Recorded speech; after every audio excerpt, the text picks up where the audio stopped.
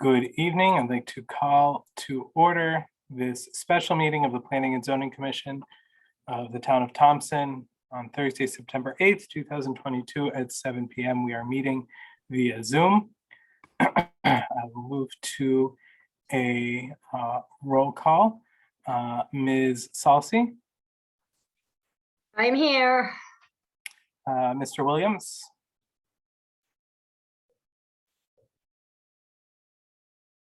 Ray, you're still on mute.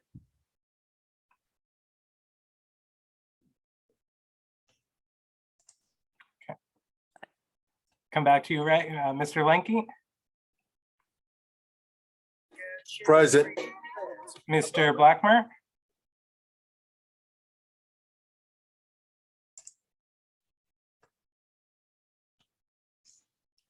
Randy, you are also on mute still. How about now? Brilliant. Much better. Mr. Santos. Brian Santos present. Mr. Hill. Alvin Hill, present.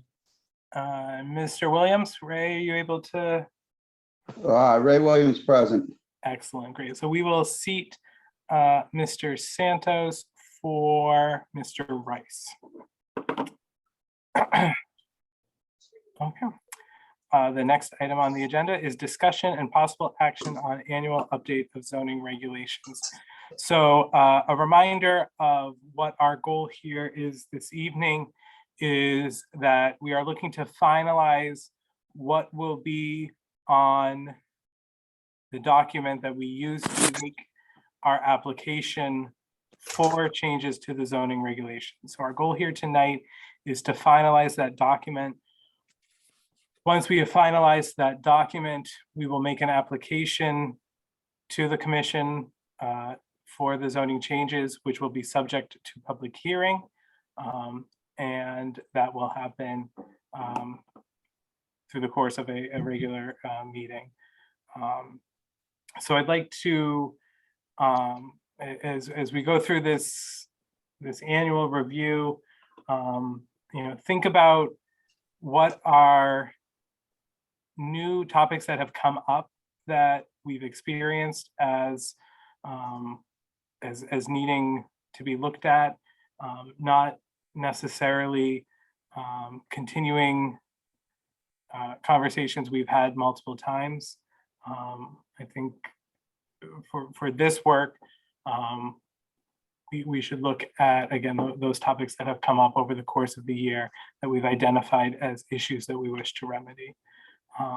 And so what we'll do is have Tira read through section by section, but then as she pauses, we'll, as commissioners, dive into the conversation about how we want that to appear on the document with which we make our application.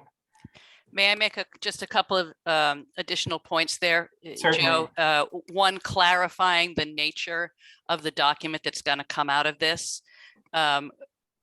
This will essentially be the draft presented to the public once any edits made tonight are feathered in. That does not necessarily mean it is the last iteration of this. Both the public will have the opportunity to comment, and the commission will have the opportunity to make additional edits as a part of the public hearing process. But it does mean that this document will be quote unquote locked in the form that is posted on the website, so that everybody's looking at the same thing along whatever period of weeks that we have before that public hearing. That's right. Yeah. So yeah, public feedback could be factored into the discussion we have. All right, so can I interrupt, or make a comment to that? Yeah, So go ahead, Cindy, and then Jane. I'm not very clear on what you're saying, that it can be adjusted during the public hearing. I don't understand that. When you go into the public hearing, you have, if my understanding is, your document has to be complete, and you either vote yes or no on the amendments as you go along. So that that question did come up the last time we had an update, and I did run that by Roberts, and his assessment, and I can check this again, is that they can make edits during that public hearing, to the text presented, but that the final form has to include the language that will be, in other words, what they vote on at that public hearing will be the final form. So if an edit is suggested at that time, let's say, let's just use a hypothetical. I'm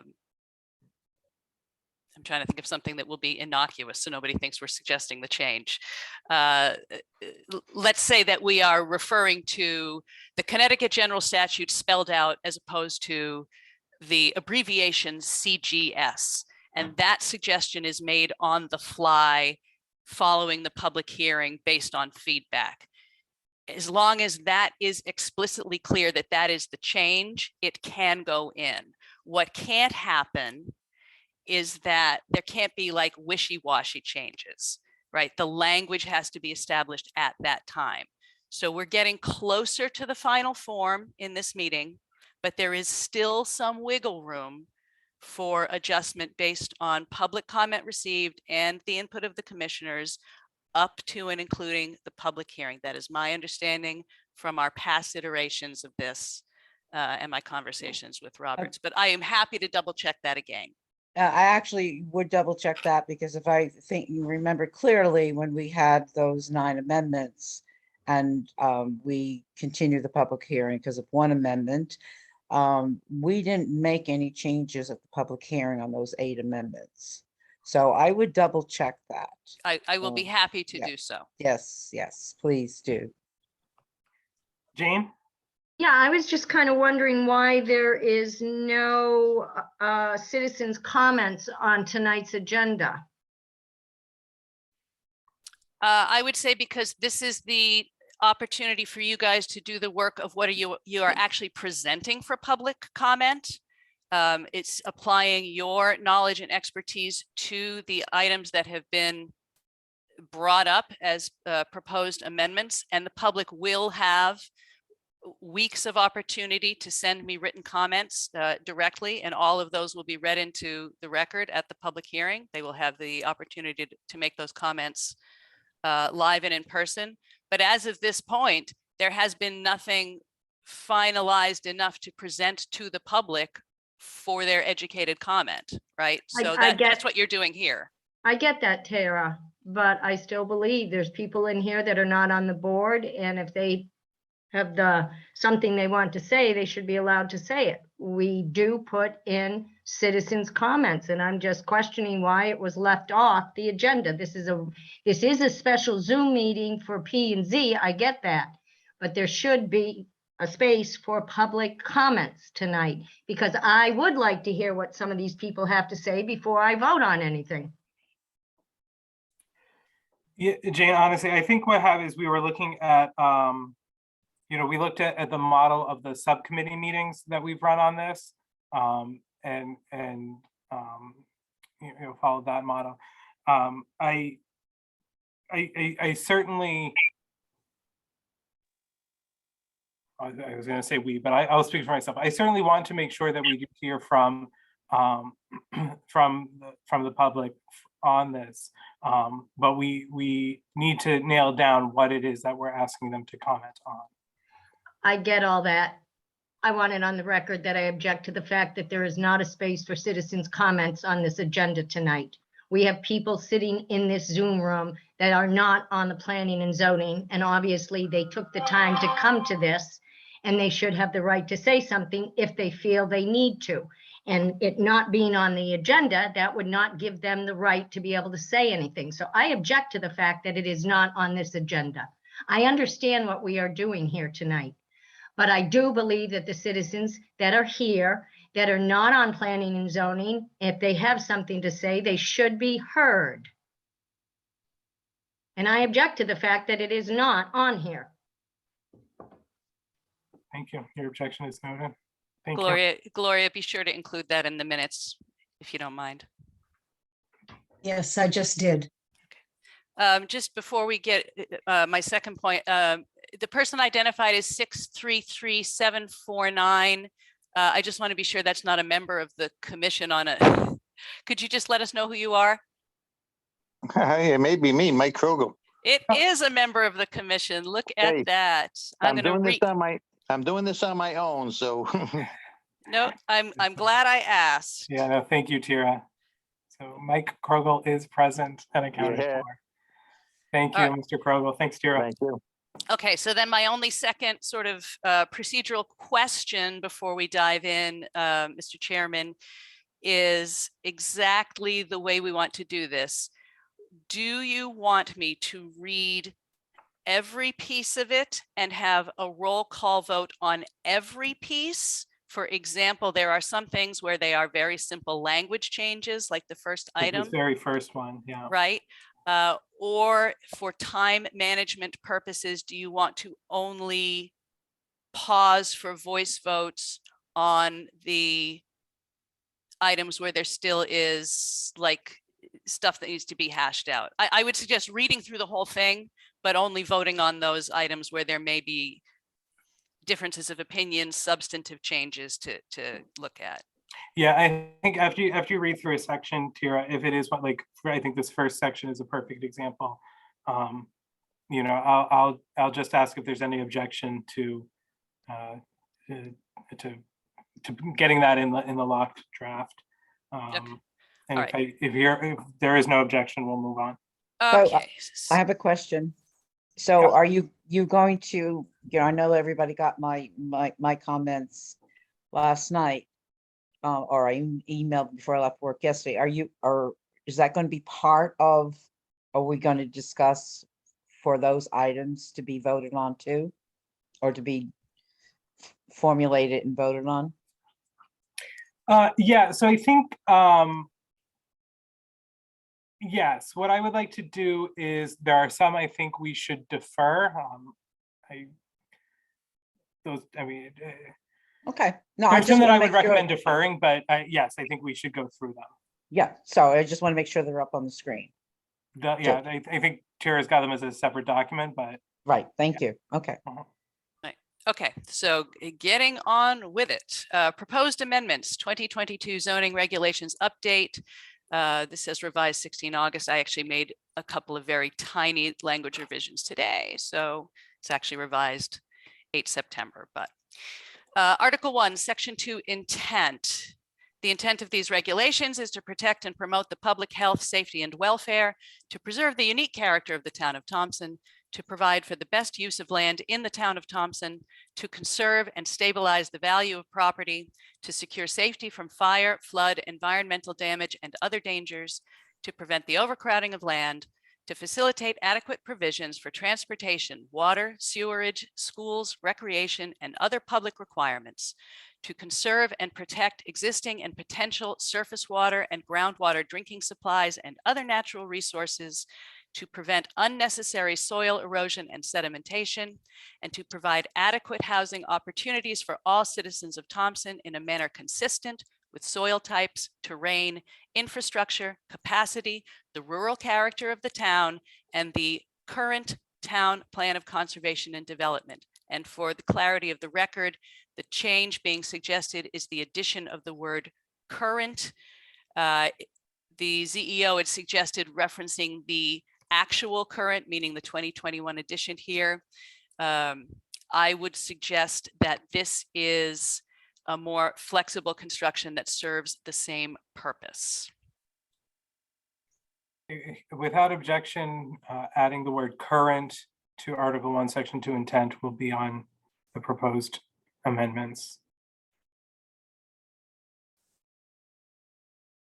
Moving on. Hearing no objection. Hold on. And we go right from a no discussion to a plenty of discussion. Article 2, Section 3, application of regulations. Letter A, these regulations are intended to state the uses or the establishment of uses of lands and or buildings and structures that are permitted within the town. Uses not stated are not permitted. The statement uses not stated are not permitted is highlighted because it has been requested that the Planning and Zoning Commission discuss the reasoning behind this construction again, and I am happy to again, provide the rationale behind that, and then the commission, certainly if you would like to discuss, may do so. Yeah, so I mean, so my thoughts here are that this iteration of the regulations, building on the previous iteration of the regulations, and I assume, and seems to me going back as long as we've had zoning regulations in Thompson, have been built on this model. To switch models would entail rewriting, like starting from zero, starting from scratch. I think dropping this statement doesn't change the fact that that is how these regulations are structured. And I would remind the commission of the safety sort of valve language, the escape hatch. We gave us these these regulations include in each district, which is other uses consistent with the district. So we do have a little bit of. Do you want me to read that out for you, Joe? I have it right here. Yeah. Okay, it says number 35, and this is in all the districts. And as you said, this is giving leeway into uses that we don't address. It says any other uses not anticipated in these regulations, but reasonably related to the intended purpose of the district as determined by the commission. And that can be done by a special permit. Thank you, Cindy. Mr. Williams. There's too many things that goes against playing baseball in a field. Using property for dirt bikes. And I think that is too restrictive. That should, my opinion is that should not be in there. Mr. Chairman, if I may address Ray's statement. Yeah, go ahead. That is not actually the case, because what the Planning and Zoning Commission governs is essentially the persistent use of land. In other words, structures, setbacks, ongoing uses like businesses, what I would, for the sake of clarity, refer to as ephemeral or transient uses, playing a ball game, anything like that, that's just outside the realm of what this is addressing at all. Well, this goes back to the shooting ranges, you know, that's what started all this, was them words on that. And I don't think it's right, because either that or we have to put something in there for that, that we go to the state regulations for that kind of stuff. Well, that's sort of a related but different topic. I agree. But it's not right that this is limiting people too much. It gives the town too much power, to taking away the power of the people of this town, in my opinion. I hear you loud and clear, Ray. I will just remind the members of the commission that I first looked into the answer to that question because you asked it. You know, I went back to the town's attorney and I said, look, what is the purpose of this? Because it was so prevalent that Cindy and I both actually thought it was a matter of statute. And I'll just repeat this again for the sake of the record, or for anybody who is in the audience who hasn't heard before. What this construction of language refers to is what is known as the permissive model of zoning. The opposite end is the prohibitive model of zoning. In the permissive model, you describe the uses that are permitted, and the presumption, therefore, is if it is not described, it is therefore not permitted. The prohibitive is exactly the other way. You describe the uses that are prohibited, and if it is not described, it is assumed to be permitted. So here is the reason, again, that the permissive model is more protective of the town, but also more flexible, especially the way that we've constructed it with that safety valve language, right? And that's something that not many towns do. The only other town I was able to find that in at least in the NECOG region that used a similar language was Brooklyn. In the permissive model, which is what we have, if somebody comes to you and proposes a use that you haven't anticipated, and especially with the way that we've given ourselves that out, you are forced to say for that applicant either, no, you can't do it at all, or in the case of our regulations, you know what, you can make your case to the commission if you believe that your use is sufficiently related to the purpose of the district. Make your case, and they do have the discretion to turn it down. But if your case is a solid one, I would say that the experience of this commission is that they will accept that use. And if you get a number of those, right, if it's a novel use that nobody had anticipated, say 5 years ago with the last time this was done or whatever, you can then adjust your regulations by bringing that in, therefore allowing it in the future. So you have protection, but you also have flexibility. With the prohibitive model, if you fail to anticipate something that you don't want, or a novel use arises that you couldn't have foreseen when you wrote that, and somebody decides to do it on their property, but the community doesn't like it, you can retroactively ban it, but what you can't do is ever prevent the first one, right? That then becomes an existing non-conforming use. And the example that we've used over and over again, because it's one of our favorite flogging horses, but it is a real world example that exists here in Thompson, is the existence of that paintball thing. Now, we have limited ability to stop them from doing what they're doing by thumbing their noses at us. But because we can say it is not allowed, it does give the ZEO the ability to write cease and desist letters, specifically saying that this is not allowed. It supports the neighbors should they choose to initiate a lawsuit. So it is, again, the more protective model. And I repeat, we have specifically structured it to give ourselves the ability to accept a novel use, even without amending it, if it's like a one-off, something that is just so fantastic, but we could never have anticipated it. Yes, we're just gonna let it go. Under a special permit process, the applicant has to demonstrate thoughtfully that it fits. So that's the reasoning. I will also reiterate a point I think Joe was just making, that even if you strike that statement, because of the way this document is written, it does not change the fact that this is the permissive model of zoning. The only thing it does is make it less clear to somebody reading that this is the way it's structured.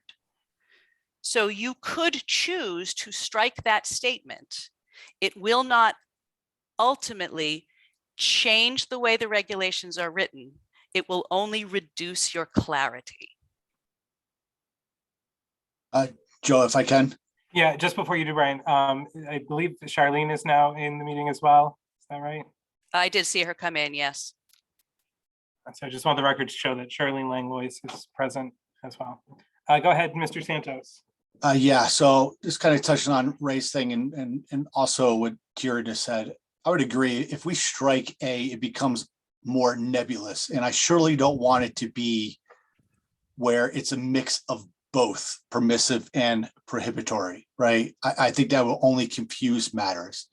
But one thing I would like to just add into this to make it really clear, and I know it's noted in each one of the districts, but if we can add another sentence, I was just looking up what New Hampshire was doing under their permissive. I just was a quick Google search. They added another sentence that said, even under a permissive ordinance, a given use may be allowed, even if it's not explicitly allowed. Right. I feel like if we just provided just a little bit more clarity to there to say that you may submit on something, even if it's not written here. Brian, do you not feel that safety valve language at the end of each table of uses does exactly that. I do agree that it does do that exactly, but under this particular section, I don't see any harm in adding another sentence that just further clarifies it here, because I think everyone is reading this sentence word for word and not going to the district. So why not add another sentence that just says that you're allowed to submit, even if it's not explicitly noted or allowed. Mr. Chairman, Mr. Hill. striking a balance, trying to get rid of this confusion when this whole thing goes to public, especially on our site. I just wish maybe Tara could outline the definition between permissive and prohibited models, just to give the public, the general public, exactly what our regulations are about between the two, which the state allows. Thank you, Mr. Hill. Brian, are you able to share that language that you read in the chat? Or email it to me specifically so that I have something to base it off of. Absolutely. Yep. Thank you. I'll post to the chat if I can here too. Ms. Langlois. Hi, everybody. I kind of agree. I think that half of the reason that people are getting so upset is understanding. And so we made the regs easy so that people could go right to the position or the spot where they could look and see what they could do in their area. And if we add that line, like Brian says, then when they're right there, and then Mr. Hill or Alvin said, like, explain what it is. So they still might be upset, but at least they're like, oh, well, they're not really saying we can't. We just have to go in front, and it kind of takes the edge off instead of having it at the end of a book and then they have to read all, and then they're like, oh, well, I didn't see that, because now they're all worked up at the front of the page before they get to the place where it says that, you know, what Brian was saying. So I think that I agree. Like, I had talked with Tara about it because I was kind of concerned with the ranges and stuff like that. And everyone needs to be protective. And somehow right now, the people who want to do things feel like they're not until they need to be, and then they're going to wish they were. So that's just my 2 cents. Thanks. As staff member, I support that too. The addition that Brian said. Okay, and he did post it in the chat, but Right. B, did you also email that to me? Yes, I'm doing it right now to you and Joe. Thank you, thank you. Thank you. Are there any other comments about Mr. Santos's proposal to add that language to Article 2, Section 3A? I just would like to say that does make it feel a little bit better that it's not just cut and dry, and it lets the people know that there is an avenue to do stuff. So Brian, that was pretty good finding that. Thank you. Yeah, I would agree with what everyone said. And I also thank you, Brian, for sharing that language. I think it gets to the intention of what really is meant by these regulations and by, the language we had in the sections. But I think I agree with you and with Charlene that bringing it to this section offers greater clarity. Any further discussion? Okay, hearing none, without objection, we will amend Article 2, Section 3A to include that language shared by Mr. Santos. It's just that language says something about an ordinance, so we'll just have to manipulate that a little bit, obviously, right? Just wanted to make a note of that to everybody.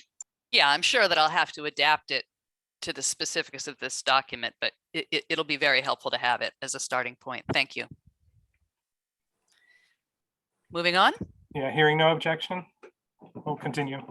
Okay, here's another easy one. Article 2, Section 9 amendments in accordance with the provisions of CGS Section 8.3. This is letter B. the following procedures, yada, yada.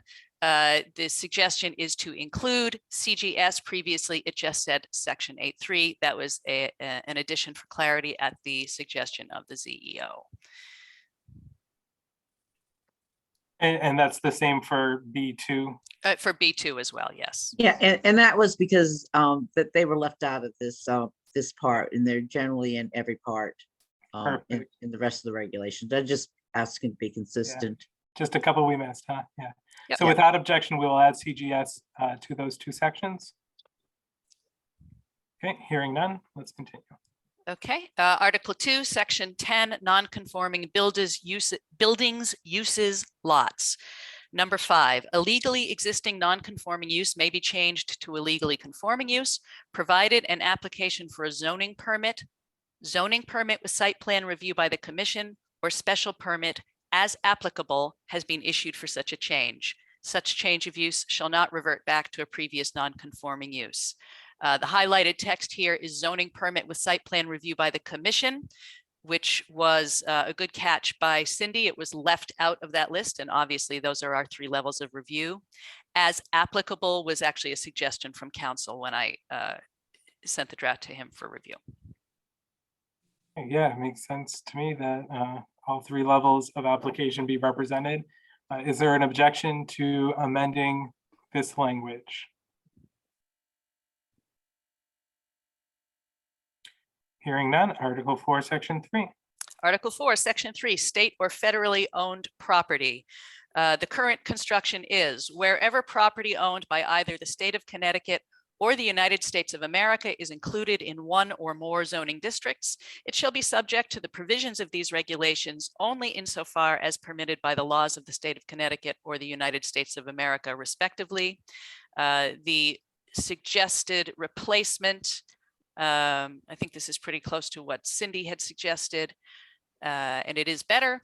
Wherever federal or state-owned property is included in one or more zoning districts, it shall be subject to the provisions of these regulations only insofar as permitted by the Constitution and laws of the United States of America and of the Constitution and laws of the state of Connecticut. And I would agree that is a much better construction. Much better. Yeah, thank you. Thank you, Cindy. Any objection to amending as read? Okay, hearing none, Article 4, Section 4. Okay, strap yourselves in, guys, because here's another big chewy topic, and it's a big section. So Article 4, Section 4, general provisions for all districts. Currently, number 5 is titled Household Domestic Fowl and reads thus: the keeping of household domestic fowl is permitted in all districts with the following limitations. A, setbacks shall be as for an accessory structure to the primary building greater than 200 square feet, regardless of the dimensions of any coop or other structure to house the domestic fowl. B, no more than 10 domestic fowl of any combination of species or breeds shall be permitted. C, roosters are not permitted in the CRD, DMRD, LD, or any section of the TCDD where the minimum lot size is 4,500 square feet. D, where the keeping of more than 10 birds is proposed, the applicant shall be subject to the provisions described in Article 4A, Section 4D, livestock. I'm sure I do not need to tell this commission that this has been a point of some contention within the community. So after 2 planned and 1 sort of bonus meeting with the Agriculture Commission, because we ended up getting to do this later than we had initially intended, the language that is being proposed to replace this is a synthesis of recommendations made by the Agriculture Commission, public comment received in those meetings and sort of on the fly, I guess, and the internal logic of this document. So this is what is being proposed. And you may want to take this exactly as suggested, or you may want to discuss certain elements of it. So I'll read the whole thing in full and then dive in. So number 5 is now suggested to be as of right poultry and livestock. A, In furtherance of Thompson's commitment as a right to farm community, the keeping of poultry and livestock for food and fiber is considered an as of right use. Where the keeping of more than the as of right number of poultry or livestock is proposed, the applicant shall be subject to the provisions described in Article 4A, Section 4D, livestock. For as of right levels of poultry and livestock, the following conditions and limitations apply. B, the maximum as of right number of poultry or livestock permitted shall be determined by the actual dimensions of the subject property as follows. And I'll try to communicate the table in a way that makes sense for the record. We have 6 categories of livestock. Those are poultry small, poultry large, livestock honeybees, livestock non-swine small, livestock non-swine large, and livestock swine. The sizes of lots being proposed as the thresholds at which the as of right numbers change are lots less than 10,000 square feet, lots than 10,000 square feet to 39,000, I should be 39,999 feet, pardon me.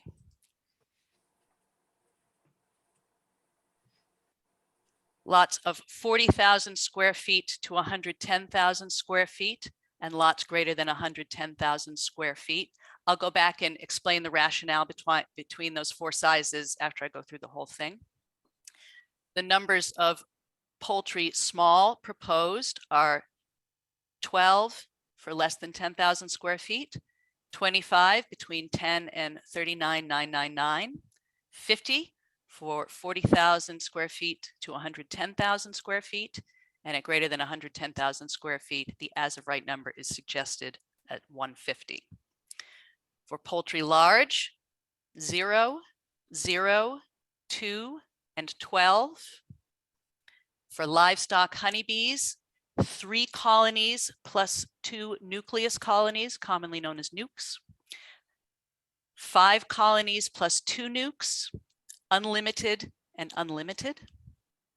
For livestock non-swine small, 0, 3, 6, and 25. For livestock non-swine large, 0, 1, 4, and 10. For livestock swine, 0, 0, 0, and 6. Letter C, the categories of poultry and livestock are delineated as follows. 1, poultry small are domesticated chickens, ducks, geese, guinea hens, partridges, pheasants, quails, and turkeys. This category also includes rabbits to conform to USDA classifications. 2, poultry large are domesticated emu, ostrich, peacocks, and any similarly sized species. 3, livestock honeybees are any of the domesticated subspecies of Apis mellifera. 4, livestock non-swine small are domesticated animals other than those fitting the definition of household pets with an average mature weight between 30 to 500 pounds. Examples include, but are not limited to, alpacas, goats, ponies, sheep, and miniature breeds of livestock otherwise classified as large. 5, livestock non-swine large are domesticated animals with an average mature weight over 500 pounds. Examples include, but are not limited to, camels, cows, donkeys, horses, llamas, and mules. 6, livestock swine are domesticated animals belonging to the taxonomic family Suidae, other than those fitting the definition of household pets. Letter D, livestock housed on a property on a temporary basis, less than 60 days, are exempted from as of right limitations. E, roosters are not permitted on any property which is less than 1 acre in size. F, setbacks for any structures to house the as of right number of non-swine livestock or poultry shall be as for an accessory structure to the primary building greater than 200 square feet, regardless of the dimensions of the structure. G, Setbacks for any structures to house the as of right number of swine shall be not less than 300 feet from any property line. The keeping of swine as of right thus is limited to properties of 110,000 square feet in size or greater. And just before you guys dive into your discussion, I just want to go and call your attention to the two marginal notes, because this was slightly amended from the first time I sent it to you after that Ag Commission meeting last week. What you'll see on your screen as that pink highlighted, that was actually further down in that list. It was observed by some members of the Agriculture Commission that it wasn't clear that there was a difference between as of right, like homestead livestock, and a professional farm, for lack of a better term, and that this was thought to make that a little clearer. And then in the 4 columns of suggested lot sizes, that was originally 3 columns based on the sort of thresholds that naturally existed within the logic of the document. Most properties in Thompson, probably 75% of them, are in districts where the minimum lot size is 1 acre. And so everything other than that was sort of swept into that less than 40,000 square foot category. And then the greater than 110,000 square foot was to bring some of the as of right levels back to the 2012 iteration of the zoning regulations, where only people with lots of that size had any real rights to livestock. So that's setting those accelerated levels. The second column, the 10,000 square feet to 39,999, is making the assumption that later on, as we get to it in this document, the commission intends to adjust the minimum lot size in the Lake District. 2 suggestions have been made there: 10,000 square feet versus 15,000 square feet.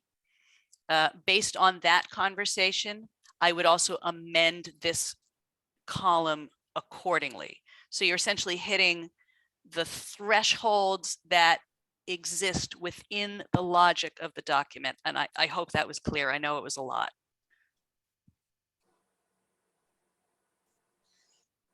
Tira, I know in one of one of these iterations that you sent us, there was conversation about these areas and like acreage versus these square foot levels. Can you talk a little bit about that? Yeah, the first time I sent it out, because the way we were discussing it in the Agriculture Commission meetings was in those terms. 40,000 square feet is roughly an acre. It's, I think, a little less than an acre, like 0.97. But our zoning regulations refer to properties as having minimum lot sizes of 40,000 square feet. And that was actually something Marla brought to my attention.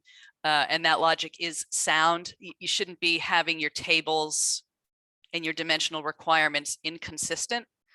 So that was why that change was made. I mean, you can choose to go back to an acre versus 2.5 acres versus a quarter acre or less than a quarter acre. But it does make it less consistent with how you've constructed the rest of the book. Mr. Williams?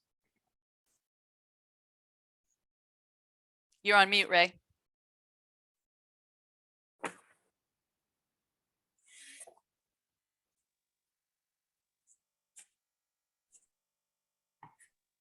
You're still on mute, Ray. Do you want us to come back to you? I'm sorry, I didn't realize that. I just spit all that out. Now I got to say it all again. Oh, I'm sorry. Oh, okay, where it says livestock for food and fiber. Mm-hmm. After livestock, should we put recreation, comma, and then food? So, because people don't eat horses or donkeys. You know, it doesn't say nothing about the recreation for right of use to own the animals, but use them for recreation. You know what I mean? Yeah, I think that's a great point. If there's no objection from the commission, I would suggest just adding that. Yeah, without objection? I have no objection. Okay, yeah, hearing none, we'll add it in. Thank you, Ray. Any other, questions for Tara? She said this is a little dense for us to get through. Questions, discussion. I do, Joe, if I can. Mr. Santos. I know T, you said something about adjusting the 10,000 to 39,999 and the 40,000 to 110. Listen, this is a point of clarity. I'm not a poultry guy. I'm not a livestock guy. I don't know anything. And clearly a lot of work has been put into this document, but it just seemed a little strange that if you're 40,000, if you're 1 foot under that, you're not allowed to have anything, right? I for poultry large, I think I would change that, but unless maybe I'm missing something.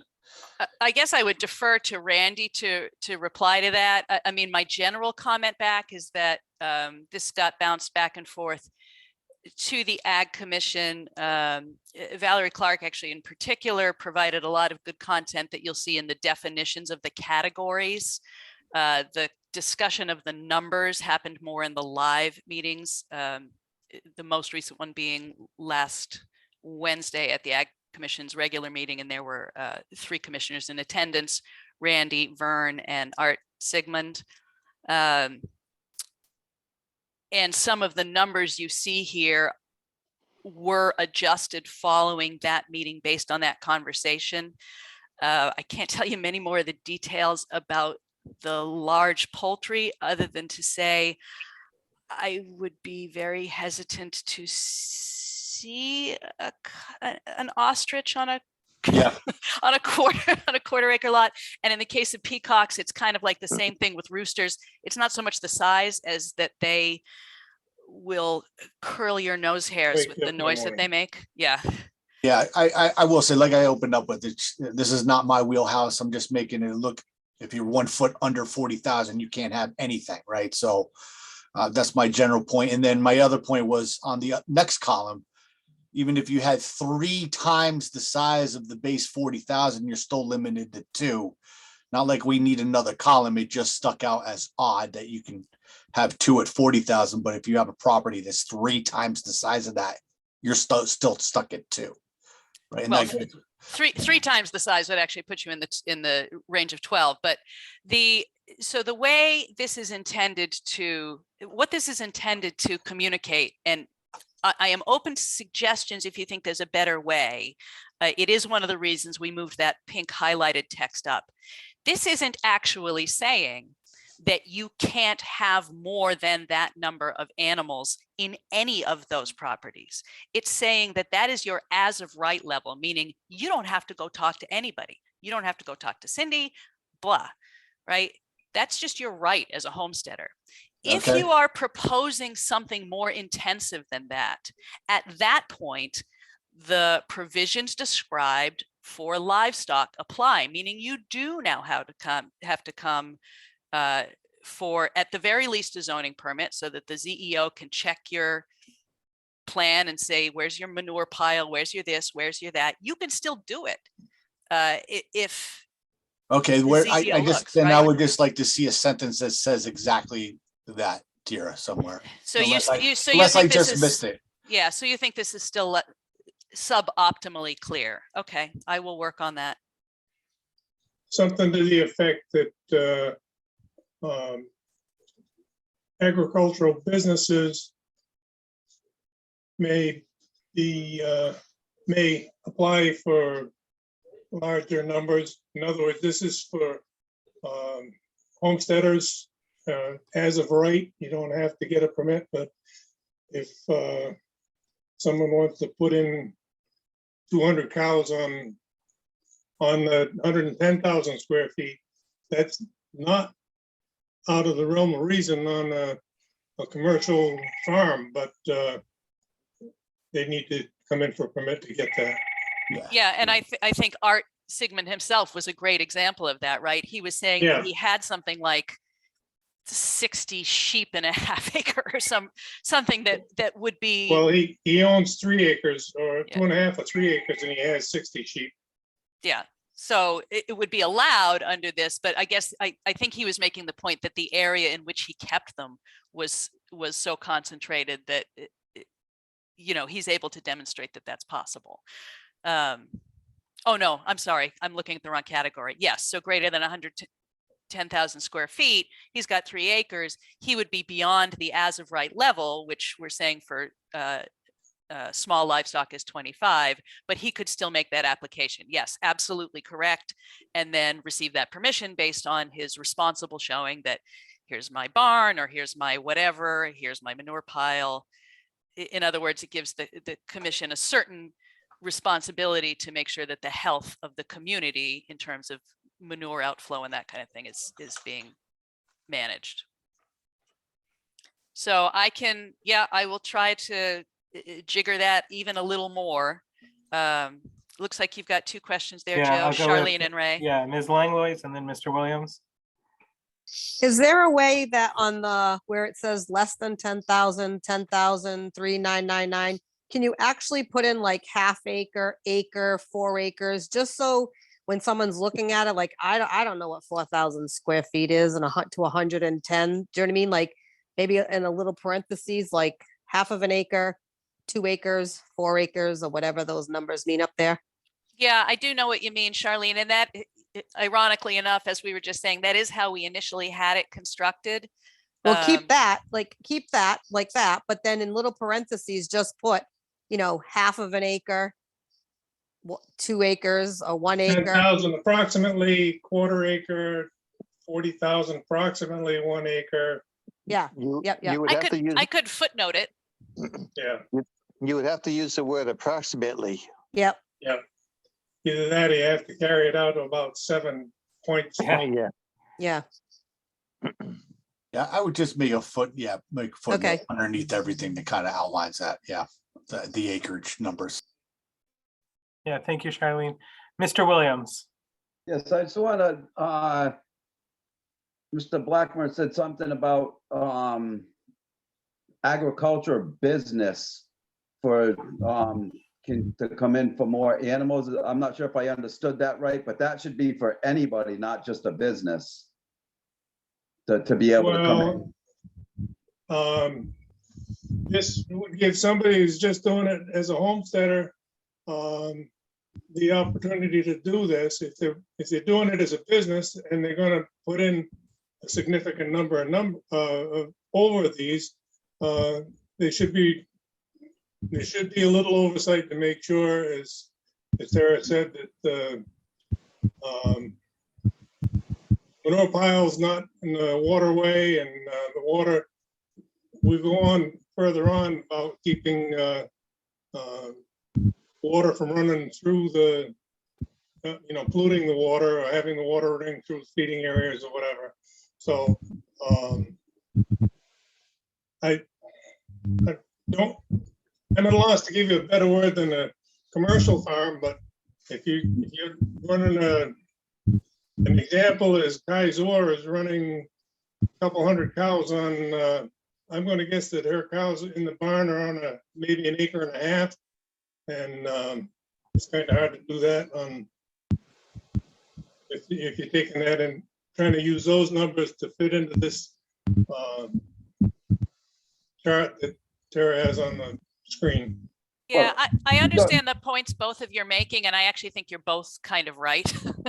What I was thinking, if somebody's got 20 acres and they've got 12, it's 12 cows and they want to put 15 cows on there. If you have the words in there about agricultural business, it kind of squeezes that person out that wants to have 15 cows instead of 12 if they came in. It's just, the way it was worded, it just didn't seem like it, a homesteader that wanted, a few extra more cows than what we have, if the agricultural business was actually worded into this, is what I was thinking. So let me suggest this, and this sort of just occurred to me as you guys were talking about this. Does this make it more clear? Where the keeping of more than the as of right number of poultry or livestock is proposed, whether that be for a professional farm or a more intensive form of homestead agriculture, the applicant shall be subject to the provisions described in Article 4A, Section 4D livestock. Does that provide that clarity?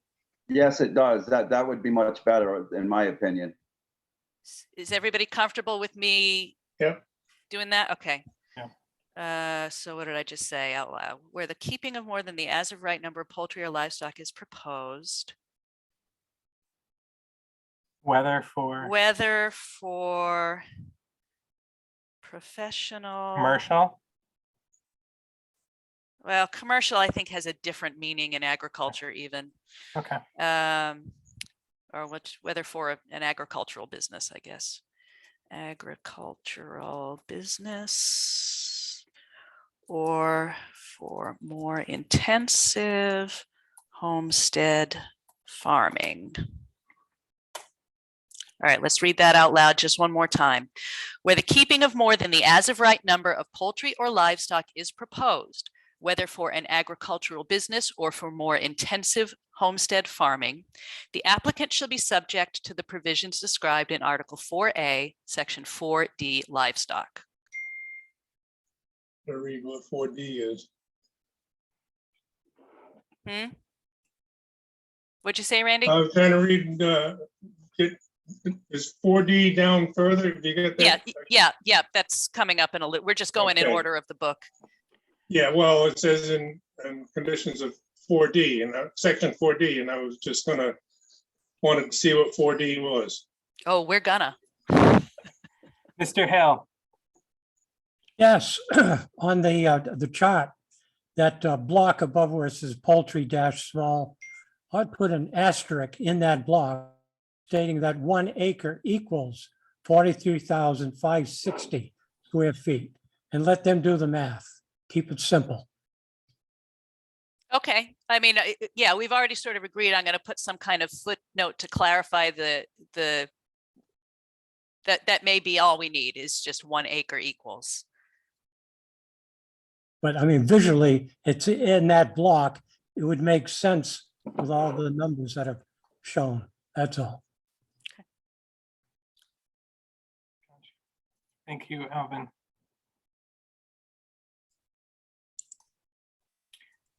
Any other questions, comments, discussion on this section?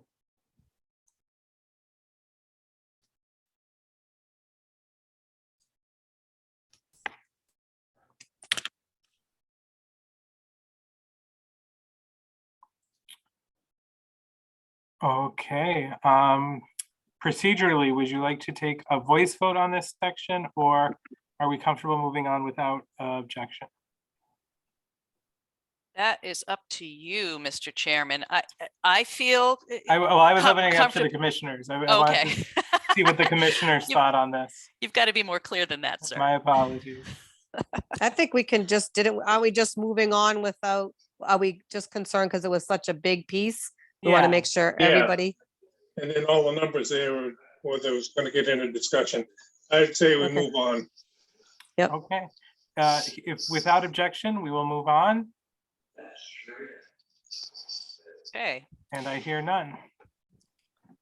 All right, so here's some more stuff in Article 4A, Rural Residential Agricultural District, RRAD. Oh, and here's one that I thought I sent over, but we'll add that. Article 4A, Section 2, Table of Permitted Uses. The first observation here is that it has been suggested by the Agriculture Commission that at very least in the RRAD, livestock agriculture, which is currently under the level of review of a permit with commission site plan review, be reduced to a zoning permit simple. The reasoning behind that, and I personally would agree with that reasoning, is that the title of the district is the Rural Residential Agricultural District, and therefore clearly agriculture is part of the intent of what goes on here. I would say that that is a highly logical change. The only other thing I'll bring up, well, no, I'll wait because it is actually a separate topic. Okay, so the proposal is to move agriculture in the rural residential agricultural district from the permit with commission site plan review level of review to a simple zoning permit. Is there any objection to that change? Hearing none, we'll move on. Okay, so one point which is here on the screen, and then I'll bring another one up which Cindy raised just within the last couple of days, which has to do with the tables of uses in general. But following that logic, a further suggestion was made to reduce the level of review for proposals where livestock agriculture has previously been practiced to a simple zoning permit, while keeping the level of review for new livestock agriculture above that as of right level at the site plan review in the other districts. I am suggesting leaving the prohibition in the CRD and the LD because, as I state here on the screen, the small lot sizes, and in the case of the Lake District, the sensitivity to runoff.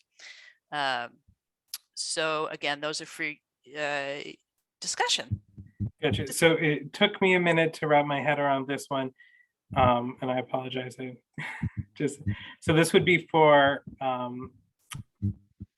all other districts with potentially the exclusion of the Lake District or the Common Residential District, that we would do half of this same change, right? If it's an existing livestock use, it would move down to zoning permit, a simple zoning permit. But if it were a new proposal above the as of right level, it would stay with commission site plan review. Right, and the example I guess I would use to illustrate that is, let's say a property gets sold to a new farmer, right? And they are proposing to also be a livestock farmer.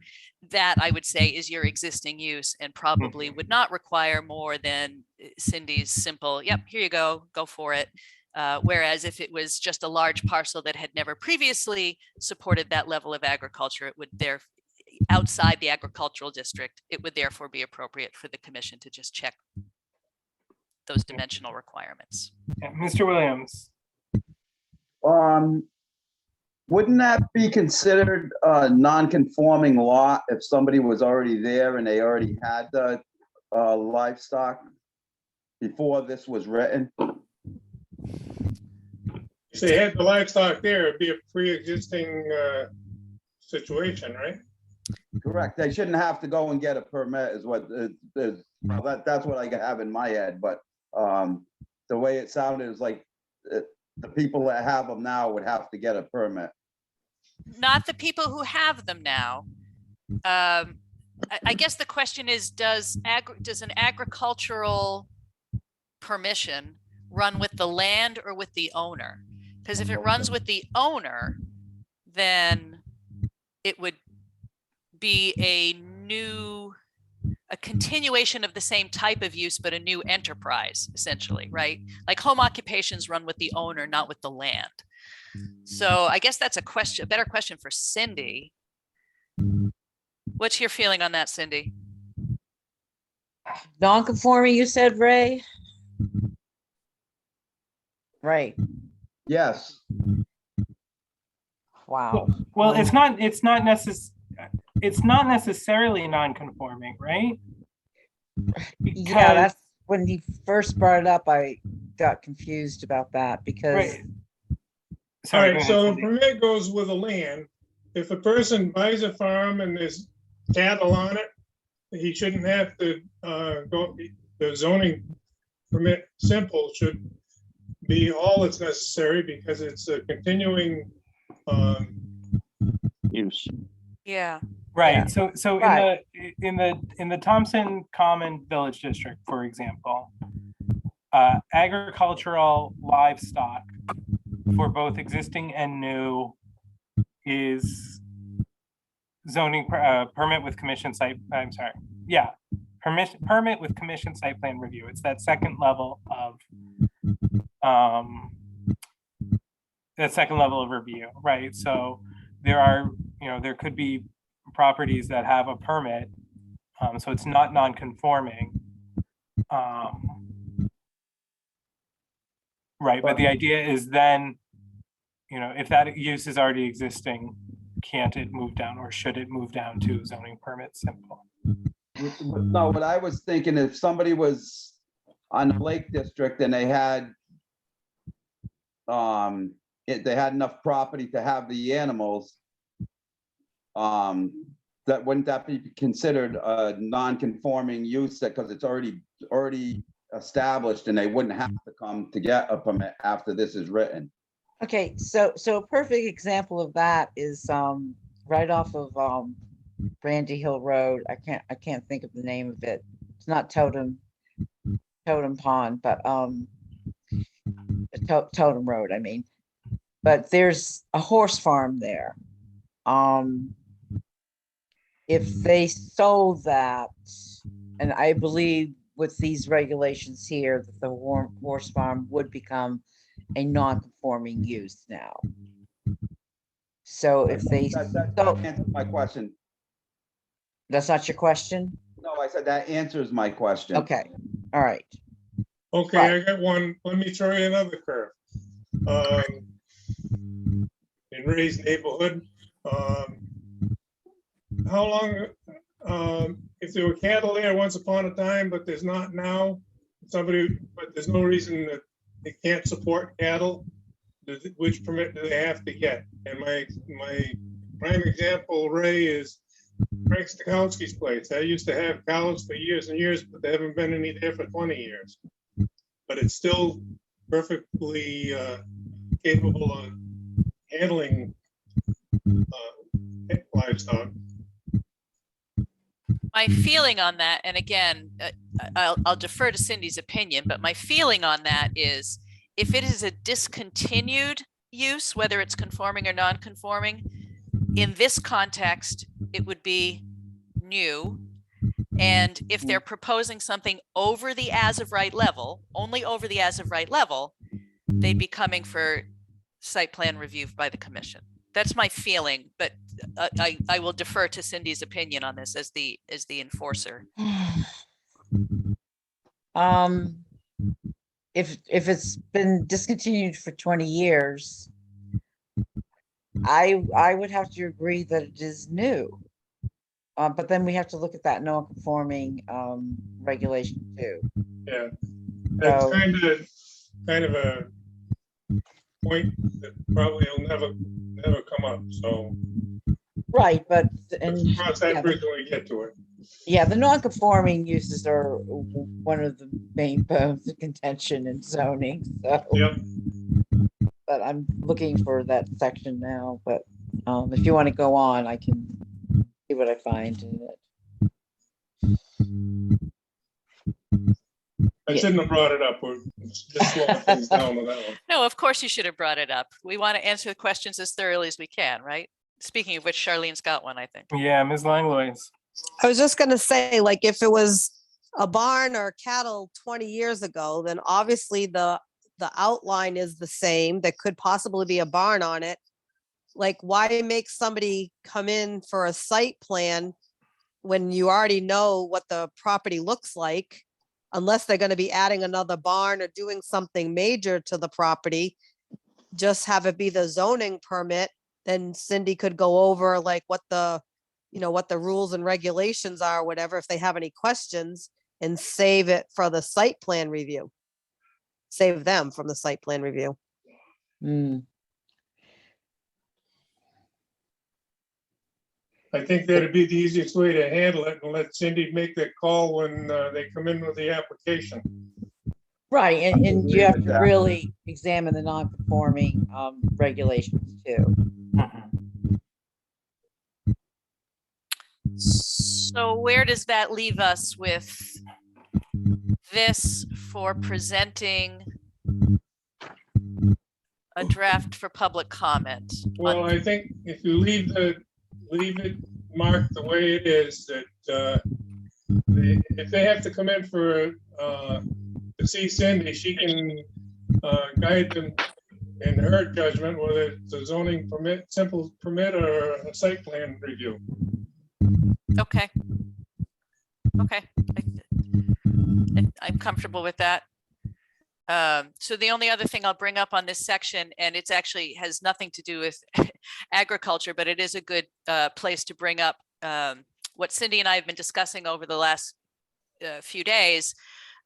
She and the folks in the building office apparently find this column a little confusing, or have found it confusing, and it's because of that word construction. Yeah. I saw that. Right, and their feeling is essentially, I'm summarizing here, is that construction is an activity and that it's not really what you're looking at. It's whether there is an existing structure that to house the activity, and that's the modifier. I would agree with that change. Everybody seemed a lot happier with it.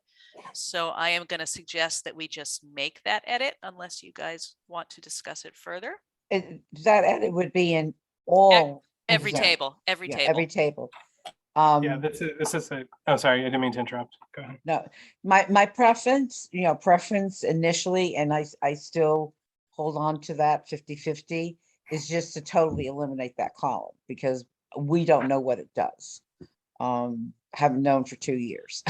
So, but we compromised on leaving it and calling it structure. But if you've read my memo and how I distinguish, what the building office does, what the land use, which is planning in the planning department, and then what the zoning does, which is administered, the land use, administers what you say. I just think the whole column is totally useless, but that's my opinion. So, and with doing that, changing that, so then the next step, and again, that's what I mentioned in my memo, is to go through all of the permitted, all the uses in the level that you're requiring for permission, is to see what does really apply to those next 3 columns, right, Sarah?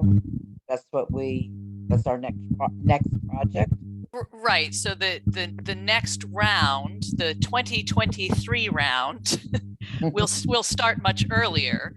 And yes, because that is a point that you've raised on several occasions, that the level of review that we decided on in several instances seems to create some administrative burdens that might not be necessary. And we have to decide in a much more fully fleshed out discussion where we want to suggest those changes. So yes, I agree with that. Gotcha. And I examined about 8 towns, and nowhere in 8 towns did I ever see anything that even remotely associated with construction. Yeah. On permitted uses. Mr. Williams.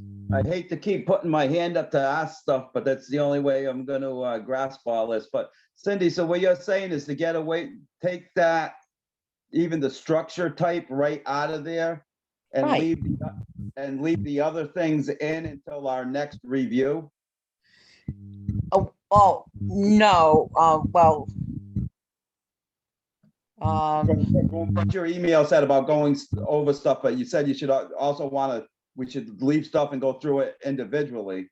Right. That's, If you're going to for the leave this, individual uses though. yeah, this is because I've never worked with this, before, and then like I said, I examined about 8 other towns, and I can certainly go further. It was just convoluted. It's like, what do we tell these people? Existing, what does existing mean? Obviously we know what new means, but it's the existing part that when they said under construction type, I guess that's what you had there before construction. It was just very confusing. Would I like to see the column eliminated? Yes, but then we would have to make sure that there's something in place that everybody understands what we're trying to do. And I guess my question to the zoning commission members is, what was your original intent when you put construction in there? I'm asking the members this. Yeah. No, so I think it was, you know, understanding that,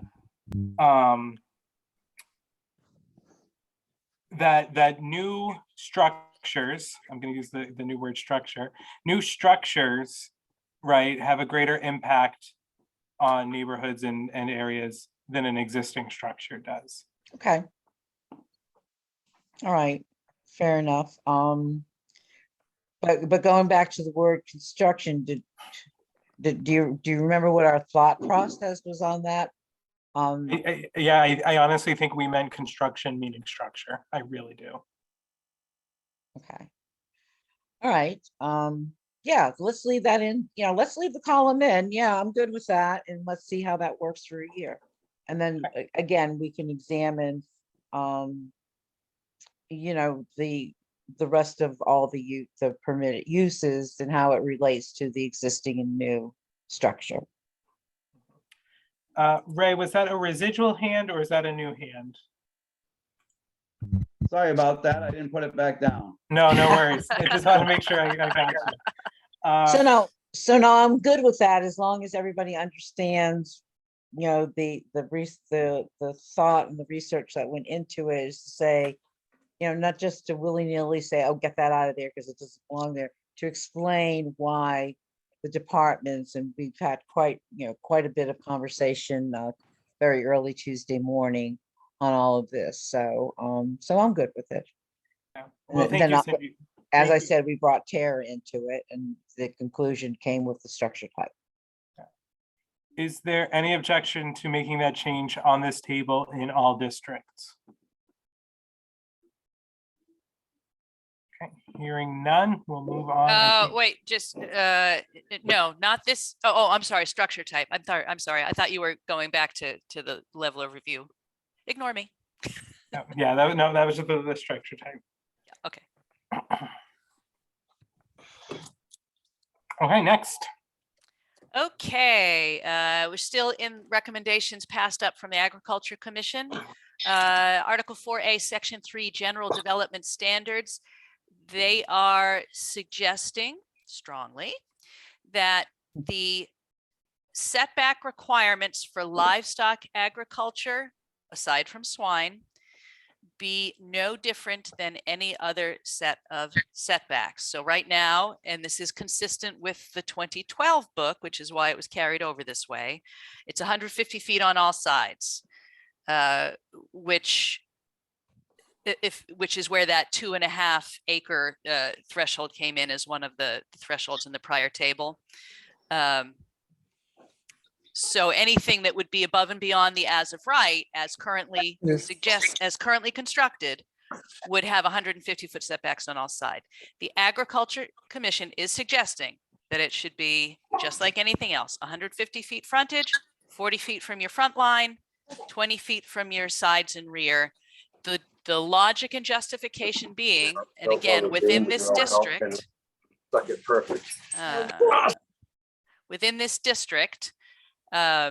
it is specifically stated to be an agricultural district, and therefore, why would it be assumed that the act of keeping livestock, agricultural livestock, would require a higher standard than something like somebody's garage, where they could have a wood shop, which creates noises, or a body shop, which they could be doing any of that stuff on their own time, much closer to their neighbors.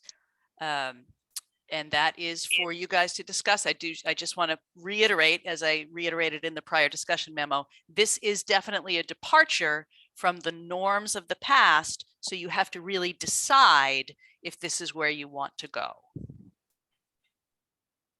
Yeah, Randy, do you want to, you're coming from the Ag Commission, share anything else? Well, that was the discussion, and I'm happy to go with it. And if we don't like it, we have a problem, we can change it again next year. But the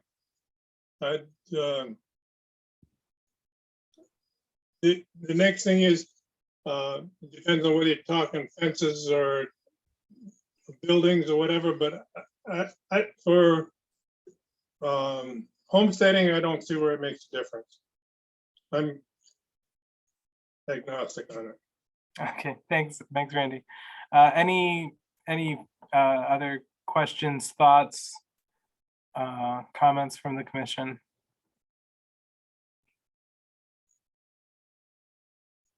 No. Is there any objection to making these changes or Mike, did you want to speak? Sorry. No, I did not. I'm all set. Thank you. Okay. Any objection to adopting this amendment? Well, we're not adopting, remember, we're I'm sorry, just, we're creating a public presentation document. We yes, want to be yes. careful what we say. Adding this amendment to the draft.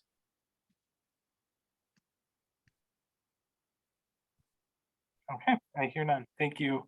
Oh, yeah, Ray. It's not on this here. Before we get too far back, there was a part further up at the beginning of this, when we were, a little bit further. What's the topic, Ray, so I can find it? At the agriculture, when we, started going with, where we put the recreation in on the horses. Yep. I might be stupid on this, but this was bugging me, so I kind of looked it up, food and fiber. So I looked that up, and fiber is actually grain or fruit. If you look it up, the definition for that. So should that fiber be taken out of there? As I've seen it constructed, Ray, typically food and Yeah. fiber refers to what you eat and what you make cloth out of. Yeah, wool and whatever. Okay, like I said, I looked up fiber because it was kind of bugging me, and to see the definition, and it didn't say nothing about that, but. I mean, grains are culinary fiber, but in this case, the standard meaning would be, Fiber for. Yeah. Cloth, I understand it now. okay. All right. Going Sorry back. for making you go back on that one, but it was. No, thank you for asking. It's important that we all have clear what we're talking about. I appreciate it.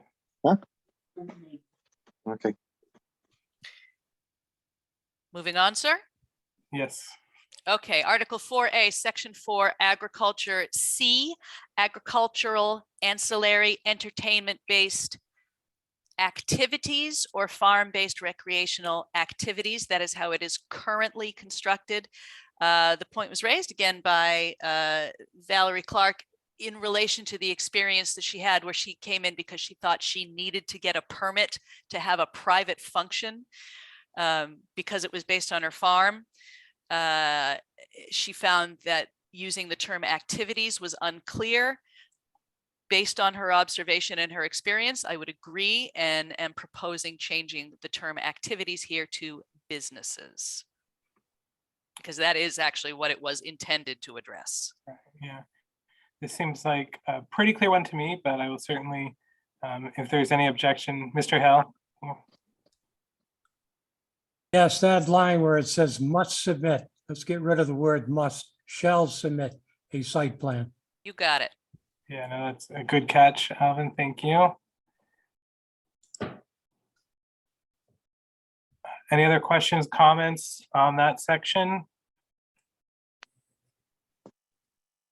Okay, hearing none, without objection, we'll change activities to business in this proposed draft. Okay, hear none. Thank you. Okay, and here now are more of the recommendations that the Agriculture Commission worked on. These I think came mostly out of the very first meeting. So under D, livestock, and on your screen, you'll see where text has been changed. It's in red. I'll try to be as clear as I read it as I can.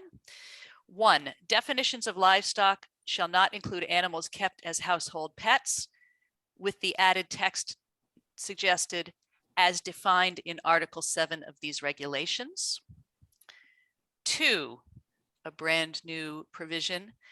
Definitions of livestock shall not include free roaming wild animals. 3 is unchanged from the current construction. Fertilizer and manure management, livestock owners shall comply with generally accepted agricultural practices through the right to farm law, CGS Chapter 368M, Sections 19A-341 and 341A. prevailing Connecticut Department of Energy and Environmental Protection Water Pollution Control Statutes, CGS Chapter 446K, Sections 22A-430, and the State of Connecticut Public Health Codes. 4, and here is where we get into another substantive change from what it has been before. Slaughtering and or butchering of livestock is permitted in compliance with the following provisions. A, where the livestock is slaughtered and processed solely for personal consumption, or B, where poultry, examples, chickens, turkeys, ducks, etc., raised on the property is slaughtered and processed according to the USDA Producer Grower 1,000 Limit Exemption, Poultry Products Inspection Act, PPIA, 21 USC 464C 1B, or, and this is new, where the livestock is slaughtered and processed in accordance with the provisions for custom slaughter under the Federal Meat Inspection Act, FMIA 21 USC 623A. Let's look at that number before we go on to the next, because I think that's sort of one little clumping.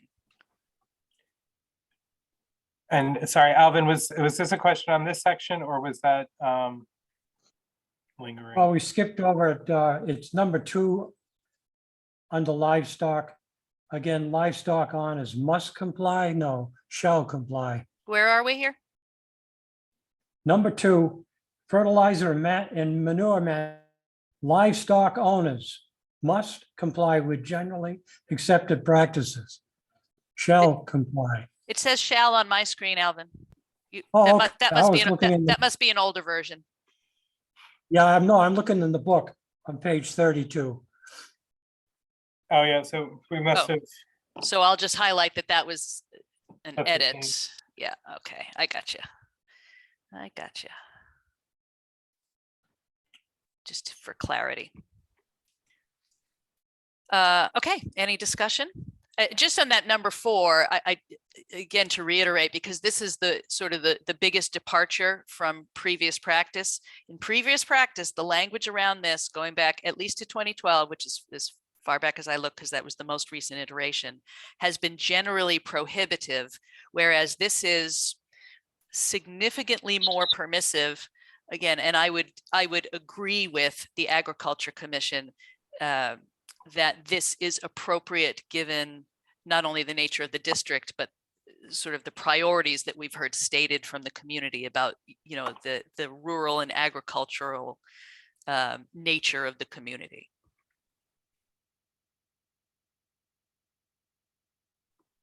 yeah, so any questions, comments, thoughts on that, Mr. Williams?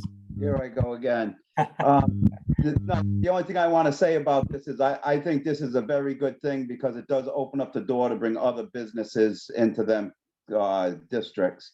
You know, for if somebody did want to open up a slaughter business and I'm talking like a commercial one, you know, it would be something the town would be making money off of. So I do definitely agree on what's written here. It's worth pointing out that these things are all already happening. We just haven't had the language that allows them to happen. And since nobody has gone around complaining, for example, that we have 1 or 2 custom slaughter operations in town, I would submit that they are clearly not doing harm. But if somebody wanted new come in and it wasn't in our regulations, then it would be excluding them, you know. Correct. And it was Vern who called our attention to this letter C, because none of us would have even been aware of this, right? And that's part of what they're doing over at Morning Beckons, and that's a fantastic business. We don't want to do anything that would hamper that, I would suggest, but it's up to you guys to decide. But I think everyone should memorize all those damn numbers on the end of that. 21 United States Code 623A. Walk around talking like a lawyer. There you go. Thank you for that, Ray. Any other questions or comments on that C specifically? Okay, don't hear or see any, and feel free to call me back if you do. Any other questions or comments on the rest of this section D livestock? I just have, do you see where it at the 4B? It Yeah. has 2 parentheses around the B at the bottom, USC 464 C1B. Yeah, Those that are is, the that numbers is, I told Is you that to supposed to memorize. be? yeah, that's correct, because it's 2 sets of parentheses. It's the big one Oh, that starts I at see it 21. over there. Yeah, Okay, Yep. yep, okay, thanks. Okay, anything else? Hearing no objection, we will submit those with the application draft. and then this is another little cluster, still under the same sort of subsection, but just number 5, because it's different grouping. Site plan review standards for livestock agriculture, site suitability and impact. And again, this was stuff that the Agriculture Commission went over quite a bit. In order to minimize potential adverse impacts, in addition to the requirements of Article 3A, Section 4B, the site plan of an application for livestock agriculture shall include the following. A, location of all proposed animal shelters, paddocks, pastures, and pens, including fences. B, type of animals to be kept. C, a narrative describing the total acreage of the site where animals are to be kept, the general nature and scope of the proposed use, and the provisions for storage of feed, grain, hay, animal excrement, and any associated wastewaters.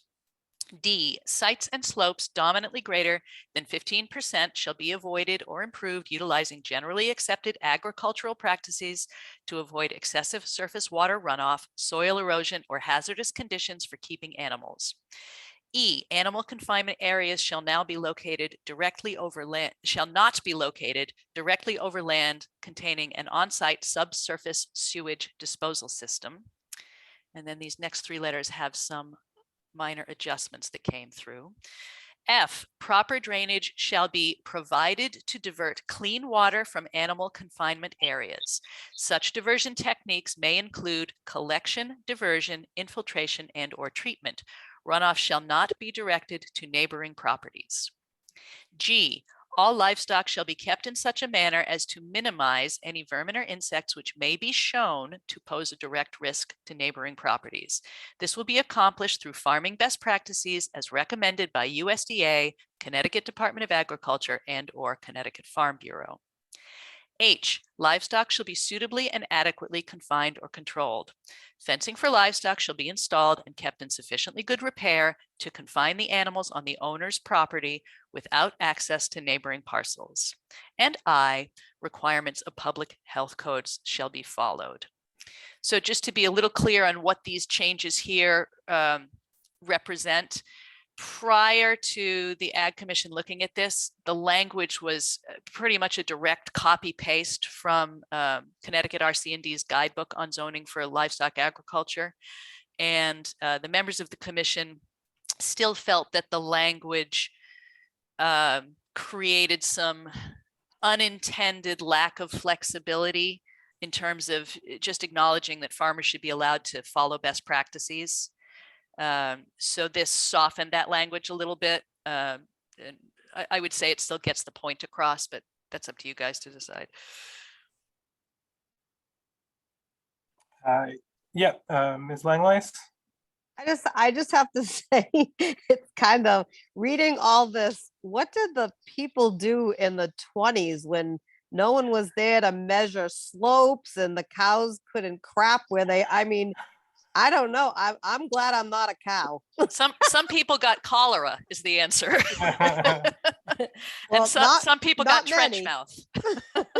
I'm just saying, like, these poor cows and horses, I mean, you gotta watch the height, the hills, the water, it's a lot. But I mean, I guess if somebody follows all this and the cows obey and horses, then it's great. First of all, You know what it really does, most of Charlene? this is just common sense, and we're just spelling it out so that it just reminds them that they're supposed to be doing this. That's right. And the other thing it does is it actually helps the ZEO. If somebody just makes a complaint because they don't like cows and they don't like that cow manure happens to smell on a hot summer day, if Cindy goes to that property and observes, you know, that everything's where it belongs, then she can say, thank you for your complaint, but these people are following all the rules. And that essentially protects everybody, right? It protects the person farming now. However, if she were to go to that parcel and she discovered that it was a mess, right? And they had plopped the manure pile right on the setback line, or you know, whatever it might be that was in violation, then she can say, no, I'm sorry, this is the violation. So it is a lot of words for stuff that is really common sense. But if we have learned anything over time, it's that common sense doesn't mean the same things to all people. Maybe we need a definition for that. That's That was above, very polite, Carol. yeah, that's above my pay grade. Were there any other questions or comments on that section, or any objection to including those in the proposed amendments?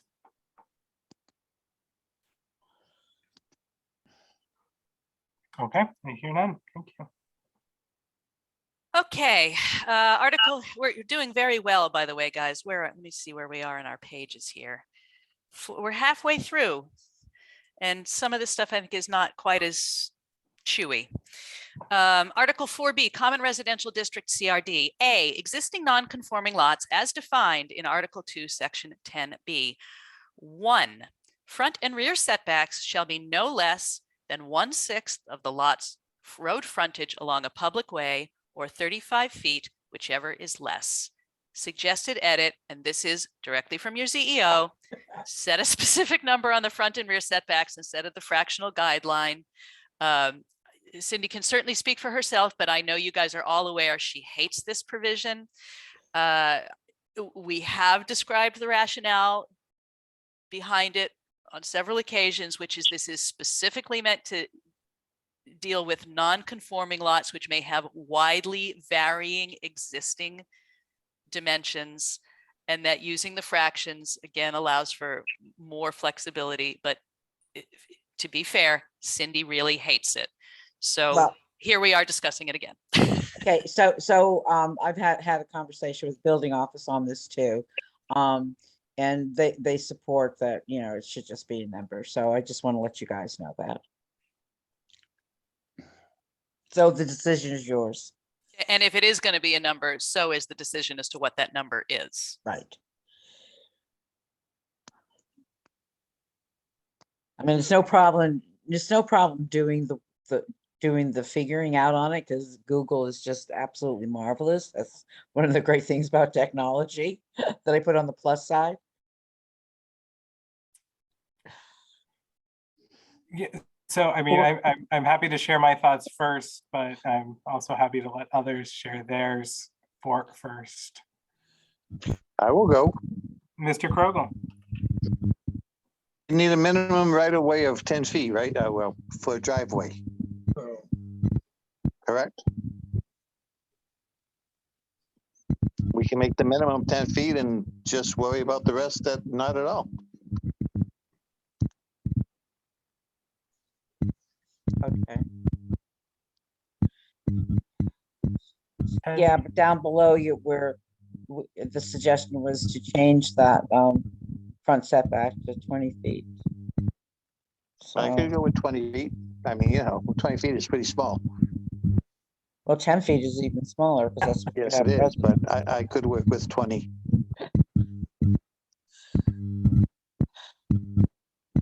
Yeah, And so 20 would be a you know, substantially, well, so right now the maximum would be 35 feet, right? The maximum in this configuration. So 20 would be, you know, considerably less than that. Other thoughts from commissioners?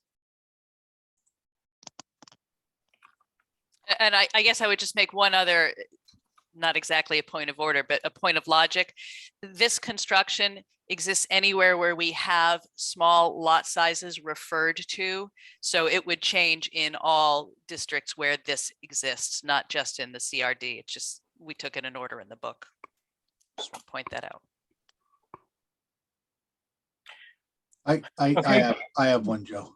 Go ahead, Ryan. I would just like to see some examples to kind of, I don't want to just wing out a number 10 feet or 20. I like to see some examples of some non-conforming lots. So I like the 1/6. I mean, it's division or do a percentage at 60.7% of it, right? I don't know. I just want to see some examples before throwing Yeah, that. and to be honest with you, Brian, I think there was just only one time it came up as an example, and I can't even, somebody inquired about it. I can't even remember what it ended up being. So, you know, if you just get so many inquiries that you can't remember all of them. Yeah, understood, Cindy. I don't, I mean, it's divide by 6. I don't know. Yeah, like I have to said, say that I actually think the problem is worse in the Lake District than it is in the CRD, which is the example cited, because there are some existing lots with houses on them that are way under 4,500 square way feet under out there. 45, way under, right? Yeah. And it could be, if the number could be 5 or something like that here, right? So like, I'd like to see some examples before winging out a number, in my opinion. well, I guess that's the point that I was getting at. What if it comes down to 5 feet? Is that what you want? You know, if you do the math on it. Well, I feel like if that's required to have something on a non-conforming lot, in my opinion, the answer is yes. It should be allowed, All right. right? Well, No, again, you know, what was the intent of this? And if that's your intent and Yeah. you know, it's universally accepted by all of you, yeah, you know, go with it. And I feel like a fraction is the way to go here, right? Yeah. I just feel like that makes the most sense. yeah, the Well, only there's thing, some numbers that make, that are, if you're gonna, this could be converted to a parking area in front of a building, and my thinking that's right. And if it is, if a vehicle, my pickup pulls in, it's a lot longer than 10 feet long, it's close to 20. Don't want it sticking out on the road. Or am I not thinking right on this? This, I think This front lot- this is just your construction setbacks on side, front, and rear.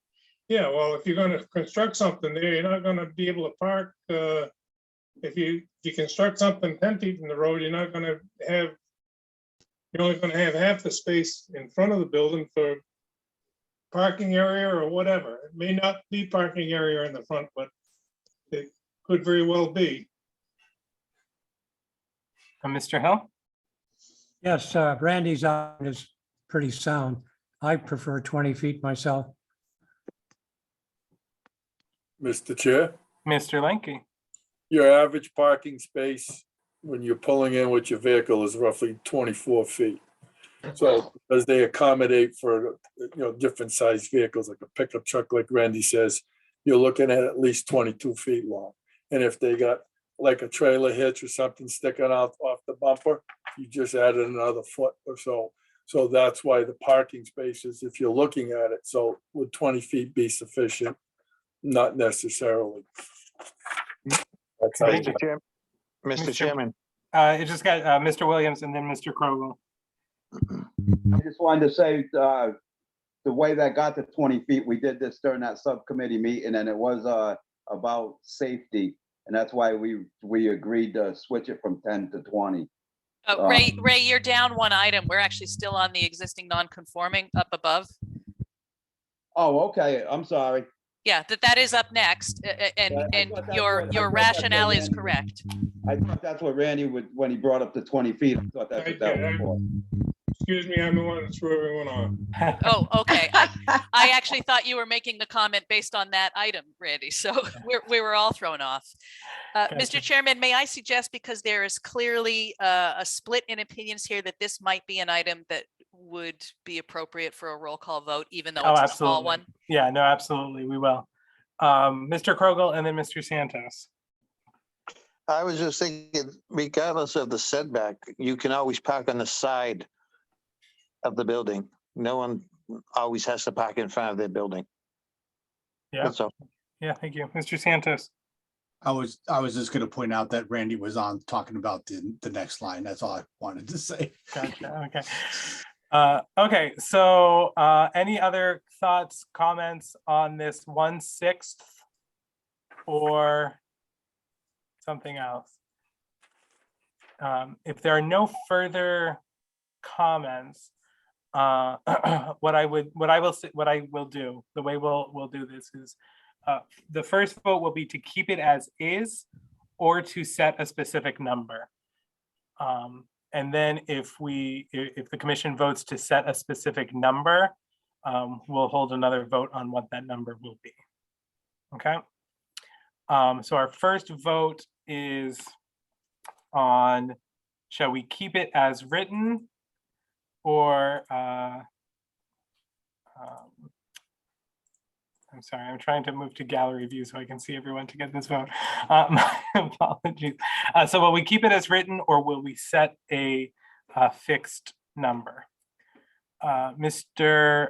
Krogel, Keep it as is. Mr. Hill, I want to change. okay. Ms. Salsi, Keep as is. Mr. Williams, Keep it as it is. Mr. Lenke, Keep it as is. Mr. Blackmer, I change it. Mr. Santos, As is. and I vote to keep it as is. Ms. Langlois has stepped off the meeting, so it is a final vote of 6-2 to keep it as is. That Okay. means, thank you, guys. That means Google has to work harder. Joe, Mr. Yeah. Chairman, Yes, I did not get one of the votes. Randy Blackmer's Was to Mine was change, as- Gloria. change. thank you, Gloria. Okay, so now we are moving down to the highly anticipated Section 3 General Development Standards, Public Water Sewer Primary Structure Setback, changing 10 feet to 20 feet. And there seems to be some already announced rationale and reasons for changing it that seem to be generally supported. Is there any objection to proposing this change to the draft?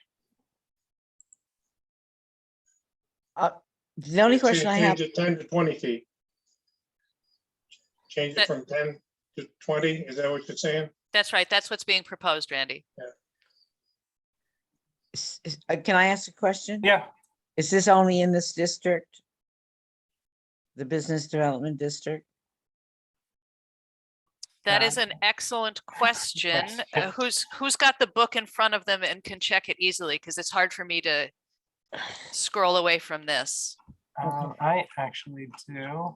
All right, so while Joe is looking at that, I can tell you the rationale and it's just the rationale. I take no position on this outside of explaining it. The reason that the shallow setbacks were suggested at the very least this district, and I wouldn't be too surprised if you see it in the Mill District and some of the other mixed use districts, is that for business purposes, we have done things like stated that we want parking to be in the back. So if you are adding parking in the back, it becomes beneficial for those structures to locate closer to the front of the street. That is generally better practice in terms of being pedestrian friendly. If a pedestrian can walk right from, say, a sidewalk into a storefront or a restaurant building, and then, you know, the visuals of the cars in the parking lot aren't plopped in front of your businesses, right? So that construction detracts from the accessibility just from the sidewalk or whatever other entry point would exist. This is less relevant for residential construction, although clearly the setbacks are the setbacks as currently constructed, and that would also apply there. And if you have, you know, a shallower throw up front, then presumably, as somebody else brought up, you would be parking along the side or in the back, which again does create a better visual overall and is generally better for pedestrian safety. So that is how those things ended up there. So common residential had a 10-foot. TCDD, where public water is used, had a 10-foot. Downtown Mill. So has this a is essentially 10-foot. addressing small lots, I'm guessing. Yeah, 10-foot. Those were the only districts Lake District has a 10-foot. So yeah, Lake, Mill, common residential. So business development. any place where they've got a small lot. So to add more, or the potential for a small lot. So to add more context to that, if you're telling somebody with a small lot that they have to have 20 feet out front, you're taking kind of a bit of their property away that they can use. So that was the other piece of that rationale. But again, that is for you guys to determine.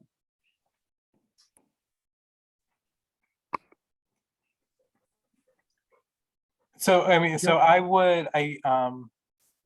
think this was discussed at the last meeting that I wasn't at. Yes. I mean, I would suggest if our intent has changed, or if the 10 feet no longer reflects our intent, then we should change it consistently where it is from 10 to 20. But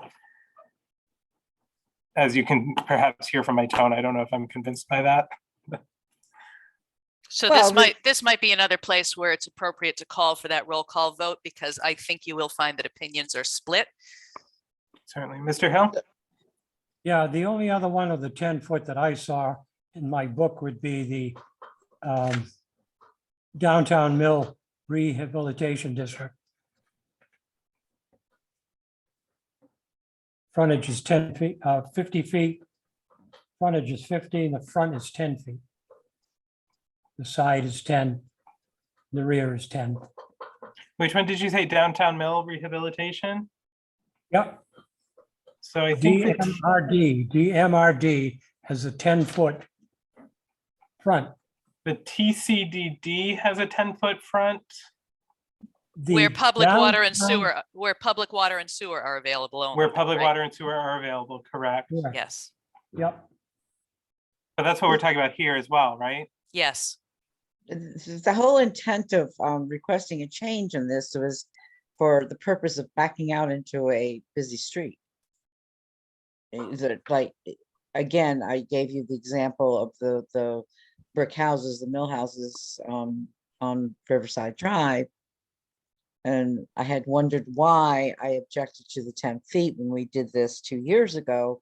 And all of a sudden I'm driving down and somebody's trying to back out. I said, that's why I objected. There's not enough room for people to back out. But they shouldn't be driving in, they should be backing in. Well, again. Not you're off gonna Route be 12, you back- can't. Yeah, you're gonna be backing in on Route 12. Would you rather back in on Route 12 or back out onto Route 12? I never back into anything because I'm such a bad lousy parker. Yeah. to begin The with. business, Yeah, business. I guess this- I would make this one observation about those properties, is that those properties are clearly historical relics. Hmm. They don't just predate zoning, they predate the automobile. Right, Exactly, so but you're. it's a I would, duplicate- I would suggest, and again, this is whether the commission finds this observation convincing or not is entirely up to them. I would suggest that if anybody's building new, they're not going to build anything that nobody's going to want to buy, right? So it's highly unlikely anybody is going to build a property that's going to force somebody to back in and out unsafely. But by having the shallower front setback, commercial enterprises that want to, build small storefronts do get to utilize more of their front space rather than have dead space between them and a sidewalk or a roadway. 20 feet is not that long, Terry. Can I- Well, Can I say something else? that's up to the guys. I mean, Yeah. I'm just giving you the rationale. I'd like to say one more thing, if I may. Mr. Krogel. All right, so we're talking setback off the road for these buildings, correct? That's what we're talking, setback? Front Of 10 setback. feet or 20 Yeah. foot? Yep. Yeah. Okay, if you're at 10 feet, you're gonna have less cars attempting to park in front of the building than at 20 foot. So if you go 20 foot, I think you're asking for more of an issue than keeping it at the 10. More cars will attempt to park in a 20-foot space than they will in a 10-foot space. So basically what you're saying is you're going back to pre-zoning. No, I'm saying keep To it the at old- 10. No, if you're keeping it 10, you're going back to pre-zoning. It's like you go to 10 Well, feet, Are you're you almost saying done pre-zone or pre-zone pre-zoning. Pre, with a P? yeah. Cindy's using the example of the brick row Yes. houses across from Dunkin' Donuts. So- Yes, I so- am. Yeah, so you're just allowing more congestion. That's my word. Mr. Williams. I would say keep it at 10, put up a no parking sign. That's what I would say. But Mr. Williams. you're almost on the road at 10 feet. And you're gonna be parking parallel there. You're not gonna be parking. I'm not even perpendicular. talking, well, yeah. Mr. Williams has been recognized. Okay. Should we differentiate between business and housing? So that we have a business, like Tara said, they want to put parking behind the building and be closer to the road, and then put the houses at the 20 feet. Because if you have a house at 10 feet and it's 10 feet from the sideline, that doesn't give much room for somebody to park on the side of the house either. So if the house had to sit back 20 feet, but then if we had businesses at 10 feet, then they would be able to park around back. Gotcha. That's a Yeah. suggestion. Yeah. Thank you, Mr. Williams. Mr. Santos. I remember us talking at great lengths about this originally as well, about where the 10 feet starts. So there's sidewalks, there's other things there that add on to this number. So like, Right, you got the you have a town curb property line. line, the road, Yeah, the road goes beyond the edge of the pavement. I mean, the ownership of the road is for the town or the state or whatever is wider than the driving lane. yeah. Yes. I think people right now are thinking that it's from curb line to start of house, and that's not the case. No, it's your Correct. property line. Yeah, I- so yeah. I guess I don't know where the property line starts. So it could be, yeah, it's 10 feet of frontage. But in reality, that could be equal to 15 feet if you include the sidewalk or whatever. So But- I just want to remind people of that. No, it's just 10 feet from the frontage of what their property line is. Yeah, yeah. I just remember us talking about this at great lengths. Oh, yeah, we Really. did. Yeah, yeah. So again, just to answer the question in a more clearly organized fashion, districts that include a 10-foot front setback are the Lake District, the Downtown Mill Rehabilitation District, the Thompson, the TCDD, the Building Development District, and the Common Residential District, Thompson Corridor Development District. The TCDD and the BDD are only where public water and sewer are in play. We need to differentiate that because Yeah, thank you, Kira. not Thank all you. of those portions are created equally. Right, right. I believe that my comment at the time during, before, when we were doing 2020 was, so you want I said, visualize a block in Queens, New York, and that's exactly what your Main Street might end up looking like. Not now, but maybe 10 years from now. That was my comment. Little sarcastic, but that was my comment. Mr. Chair, Mr. Lanky. a lot of people that are on this commission are all that have moved into this town, but I lived in this town since I was born, and I remember Route 12, Main Street and everything. And we used to have Becky's Market where the restaurant is on the corner there when you make the across from the park. And there used to be, if there wasn't one accident a month or so, there wasn't, because somebody was trying to back out of there, and there was just enough room to park the car in front of those buildings that the gentleman wanted to acquire or have the Veterans Park there, the little park, have that turn into a parking lot, because he didn't want his people to park down at the library or on Greek, not Greek Village, but damn it, my Swede? uncle. Sweet Village? Yes, thank you. But that whole corridor, all the way down past Tara's house and everything, those people that lived in those mill houses and everything, they could not park their vehicle, either driving in with the 10 feet. They even tried parking sideways, and when you were opening your door, guess what? You could have had it taken out. So that's why I believe the 10-foot should stick, because it's a safety, it'd become a safety issue, especially on that road. It's a hazard. It always has been. Some of you With the- people don't remember. With the 10-foot, you don't think it's not going to become a safety hazard? Of course it will. It's always going to be a safety hazard. People So find you're out. saying, so John, you're saying to keep the 10-foot? Well, what do you want to do? You want to make it 5? I'm all for that. No, That's no, the I I, make it 20. Yeah, my suggestion was 20. but that's the only. That's the Could we only. split it at 15? Guys, just for time management purposes, do you think you can call a roll call vote on maybe 10 versus 20? I have to say, I like Ray's suggestion of Yeah, possibly setting 15. different setbacks for residential versus non-residential properties. Joe, I don't know how you might want to split that up if you also like that suggestion. But we do have, 3 more pages to get through, and I know you guys can do it, but I don't want it to be like forever over a difference of 10 feet. Yeah, so yeah, well, I think I'll do the same thing. The first vote will be to keep it as is or to take another action. And then those actions could be changing to 20 feet or setting different parameters for residential and business uses.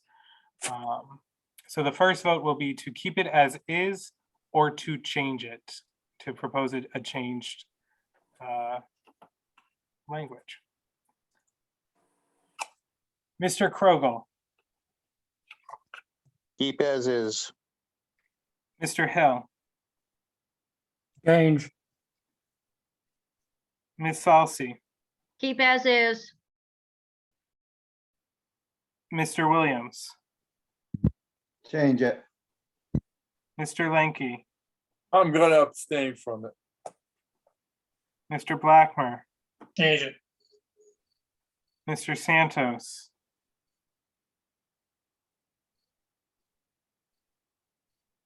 Because it's the BDD district, I'm gonna say change.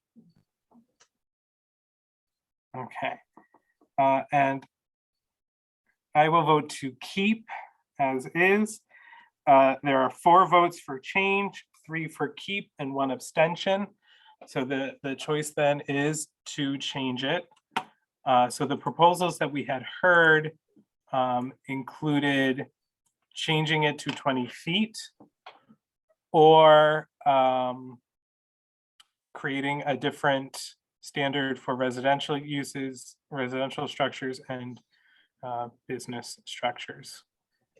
May I'll I, move 20 may I feet. suggest, I was just going to say, may I suggest that if it is to have different, to just make it 10 and 20 for simplicity's purpose? Yeah, and remind me, Ray, again, that would be 10 for business, 20 for residents. I think so, yeah. I think that's what's being suggested here, unless I misunderstand the nature of the conversation. Okay, so the proposal is to change it to a 20-foot setback or to create two standards, 10 feet for businesses, 20 for residential. Any questions, discussions, thoughts? I have a question. Mr. Krobel? What is to differentiate between a business and a residential down the road? I mean, if somebody, we're talking like along Route 12 and everything right now. Right now, it's a business. Somebody else wants it to be a house or vice versa. Somebody builds a house and they want it to be a business down the road. What would happen then? I guess if it doesn't meet the dimensional standard for the use, that either they would not be able to change the use or they would have to seek a variance. I mean, there are still occasions when people are going to have to seek variances, even though we've eliminated so many of them. The same thing that Mike just said, just that after I brought that up, actually.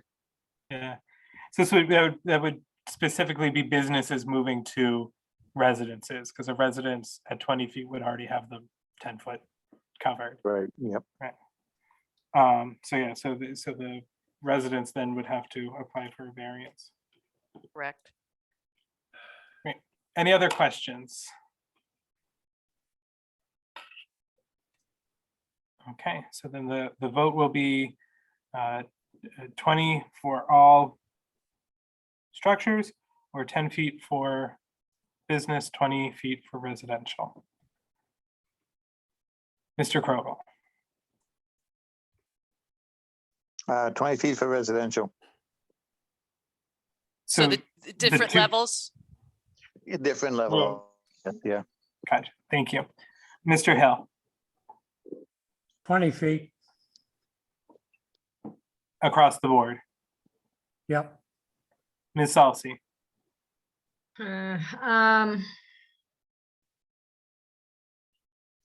I would think that somebody that's going to build either or would take this into consideration before they do it, but I guess maybe that doesn't always happen.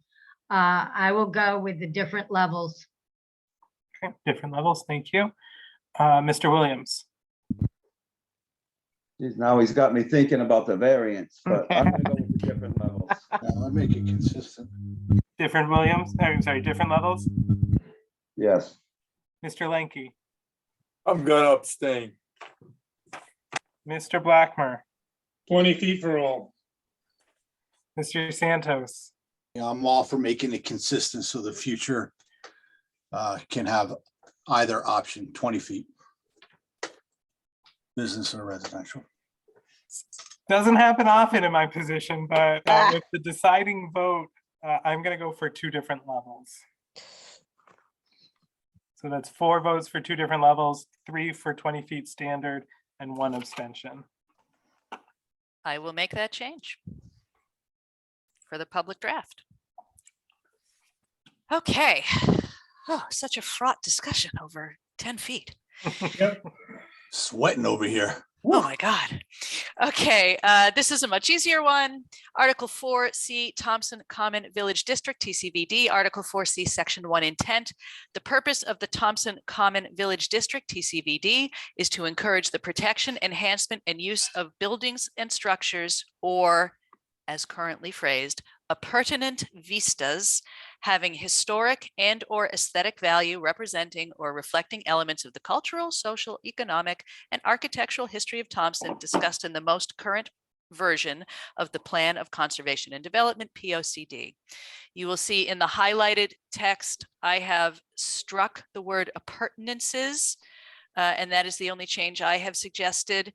Cindy has suggested that be replaced with easements.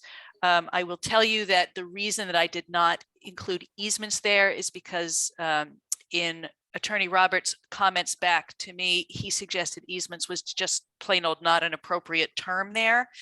Whether you want to include vistas or not is also up to you, but I believe, and I will admit I did not go back and look this up, but I believe that those historic district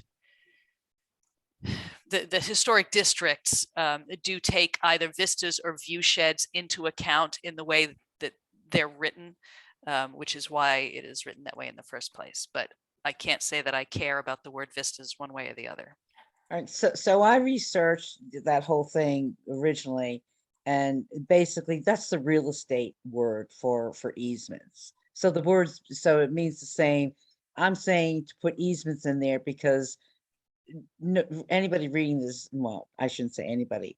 People are gonna look and say, what the heck is that? So I go back to my original. I actually thought you forgot to scratch out visas when you were doing this and forgot to put the word easement in. No, I did originally do that, Cindy, and then when I got comments back from Rich, he actually specifically said easements isn't the appropriate term there. Well, So but this term here is a real estate term, and we're not a real estate agency. We're as a land use agency, and so the language should be so the average person who looks at it understands it. I think That's it's like easier to understand Vista than it is a Perkin, and it's easier to spell. Well, Vista has nothing, I even looked up that word and I can't really remember, but when I looked it up, I said, just that word alone, I said, well, that doesn't have anything to do with easements. So I Googled it. Ms. Halsey. To simplify, it should just be the word vistas, not easements or appurtenant. Vistas is plain. Most people understand that word. I agree with Randy. It makes it much simpler. Okay, I'm gonna Google that again, guys, because I don't, I'm not an attorney, but their word isn't gold either. hold on, let me go back to Rich's, I'll just read you what he said, just for, if I can find it. Okay, here's what vista means: a pleasing view, especially one seen through a long, narrow opening. A mental view of succession or remembered or anticipated events. Vistas of freedom seem to open ahead of him. Vista. Yep, I got the right one spelling. So that's why I thought you made a mistake, because I relooked up the definition. Yeah, so I'll just read Rich's comment and then I'll go back to the document we're working on. While there may be a more apt word to use, I would not recommend using easements. That is a legal term of art that refers to a deeded right to do something on someone else's property or prohibits someone else from doing something on their property. So that was his specific comment. So, Mr. Hill and then Mr. Williams. okay. Yes. In other words, I would like to have it to read, and I'll give you the reason. Intent purpose of the Thompson Common Village District is to encourage the protection, enhancement, and use of buildings and structures having historic or aesthetic value, which means I just strike out or vistas, easements, anybody with a historic home will know what that means. Okay, thank you, call. Alvin. Mr. Williams? That was the same thing I was gonna say, that's why I took my hand down. Okay, great, thanks. that- I'm sorry, was that someone else? Okay, so the suggestion has been made to strike vistas, well, to strike appurtenant vistas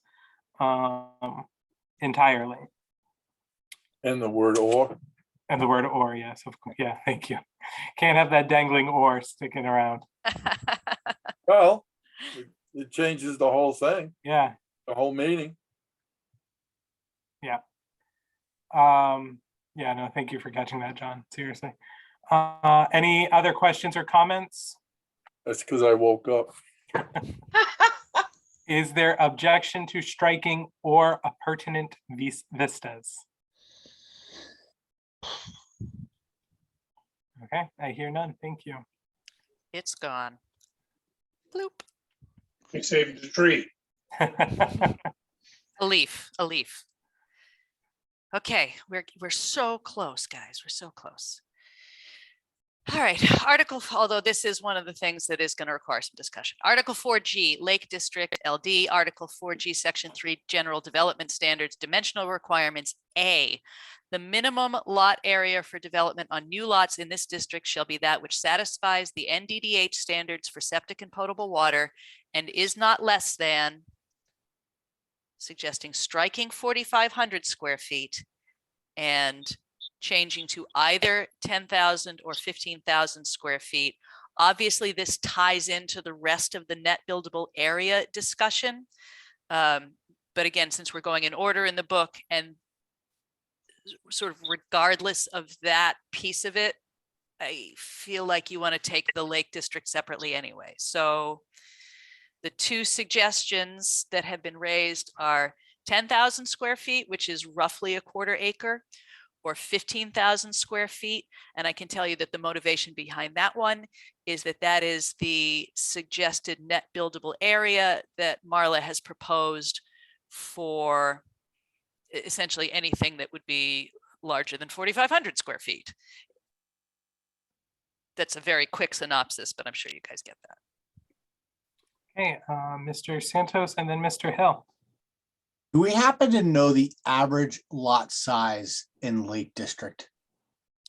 I have not calculated an overall average size, Brian, but they definitely go all over the place, and there are huge clusters of tiny, tiny lots. I will tell you the only reason this really matters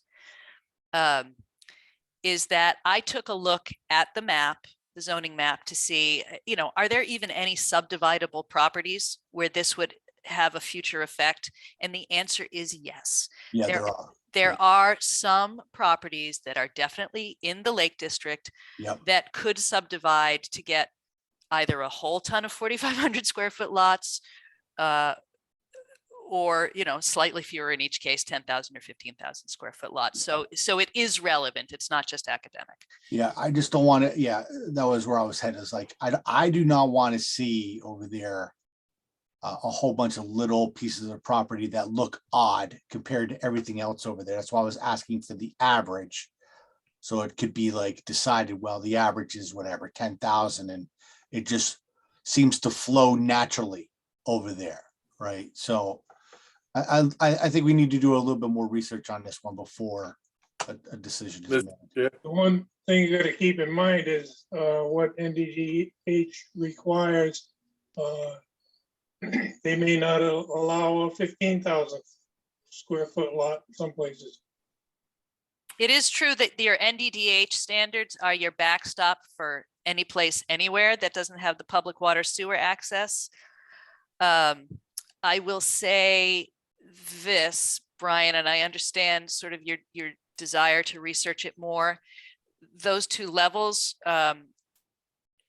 do represent sort of the couple of levels that have been suggested after conversation by the wetlands agent, with me, with J&D, with the chair of wetlands, with Joe.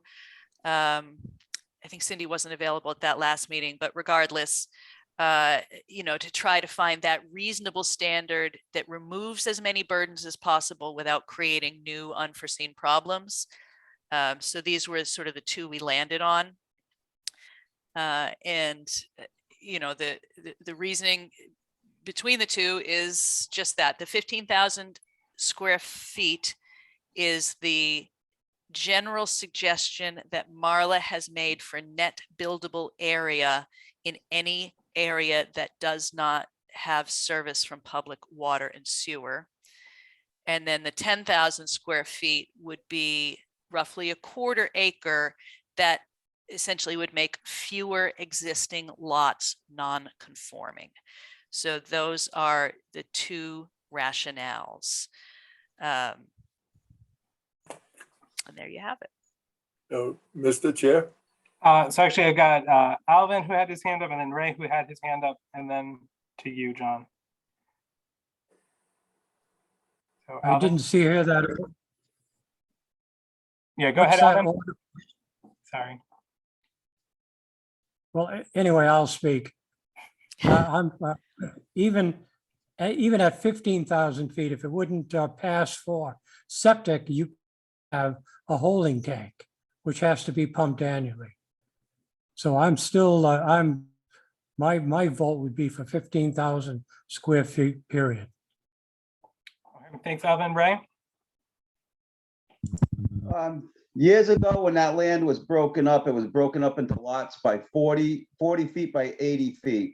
It was by the Parker Company, and they put in all paper roads. I don't want to bring up the whole 9 yards of it, but all the old timers that live down there, and I've been here for over 50 years, and I've known many people down there, and the way it was supposed to be was 4 lots to build a house lot. So that's what, 1,200 and something square, 12,800 square feet. So I'm with Mr. Hill on this, and I think it should be 15,000 square feet. Okay, thanks, Ray. John? Alvin and Ray hit it on the money. I remember the Lake District. I mean, all the houses on the lake. I know one good piece of, 3 pieces of property, 4 pieces actually on the lake that the people I was very friendly with, and one of them, God rest his soul, is Brian's father-in-law. Him and I were good friends, and I pretty much know that property inside out. And his brother, his uncle would be his uncle, Arthur, which was up the road on the left. Those properties were originally considered summer homes or summer houses, and that's what they were built for, and the property was sold for. Ray hit the nail on the head. They made it small so you could get more people around the lake, but it got out of hand. And the only good property left is across from Brandy Hill Road, which is where Rod Rawson owns, in that area that he rents out the area for travel trail, people with travel trailers and stuff. You don't have much property left. And the only property that's left around the lake is on the other side of the road from the lake. And you got quite a bit of property there that people could build and do 1,500 square feet plus if it, for whatever reason. But I'm going to go with Mr. Hill and Ray, 1,500 square feet. You're asking for trouble. I mean, 15,000. I'm sorry. Apologize. Mr. Chairman, May I Yeah. suggest a voice vote? Oh, go ahead, Mike. Mr. Krogel? if we bring the size up to 10,000 or 15,000 square feet, are we not taking away the rights of quiet enjoyment to the people that already have the property? Grandfather.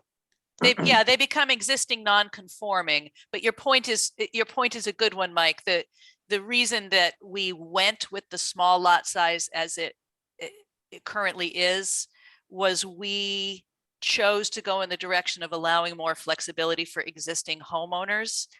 But I don't think, and I've said this all along, I don't think anybody was ever happy with any of the options that we had. Which at the time we're only discussing leaving it at acre minimum, which made all of those properties non-conforming. Well, I have an issue with that also, but because we did take away from other people that had quarter-acre zoning or half-acre zoning, and we made it 1 acre. I think we are. I don't know. I just think we're taking away the rights for people to have quiet enjoyment of their property. I know it would become non-conforming down the road, but if they can put a unit in there, whether it be with a tank or with a septic system, I think it's the right to have it. Well, I guess my response to that is exactly what you guys have to, as a group, decide. The chairman stepped away, so we'll riff on this for a minute. And to go back to your correct statement, Mike, that we did increase lot sizes. Yeah. Right. We did increase lot sizes for those oddball little properties up by the Webster line. That was based on some incomplete information we didn't have available, that they had the potential to hook into Webster's water and sewer. We might have configured that differently with that information in hand. But regardless of that, the reason that it was discussed to leave it at acre minimum was because of the water and septic separation. So it wasn't like random. We don't want any of the choices to be random. Correct, but and I don't want to get into this because I know we're just talking about the Lake District, but even on Babula Road and Port of Plain Road, all that over there was, I believe, quarter acre zoning, and that was, yes, there is water over there. I mean, it's not very far down, but it did meet all the septic system requirements. So I just don't want to take away the enjoyment of people that have their land and having them not be able to sell it later on for fear of having a smaller lot. That's all. Mr. Chair. Mr. Santos and then Mr. Lenke. Never mind, Joe. I'm all set. Thank you. Mr. Lenke. If I remember correctly, the whole area of Bonnet Acres and all of that whole East Thompson, at one time, it was designed, and I remember this from my uncle talking, who was one of the people in Webster that had a lot to do with the planning and zoning and all of that. And that whole area at one time was designed to be tied in with Webster sewer and water, because of the Lake District and everything. And that was 40, 50, 60 years ago. That was all thought up of. And it was supposed to be in the plans. It's still probably in the archives someplace. I don't know. But I remember that conversation with my uncle. He was telling me the whole area would have been tied in with Webster, right from where the old Webster Hospital is on Route 12, right there, and all that area. That was all supposed to be tied in back in the day, but things went awry. Yeah. But I think if we could have got water and sewer out to our Lake District, out by Aquatic and everything, be golden. I wouldn't care if it was 4,500 square feet house lot. But remember, a couple years ago, I think it was 3-4 years ago, somebody came in and wanted to expand the house. And we had a big conversation in one of the meetings about it. Not too far, I think, geez, where was it? Was it off of Brandy Hill Road or one of them roads? And it was, the only way he could expand the house was to go up. And he was, and stuff like that. Would it be able to meet the NDDH and all the other stuff? That was the question we went through with back then.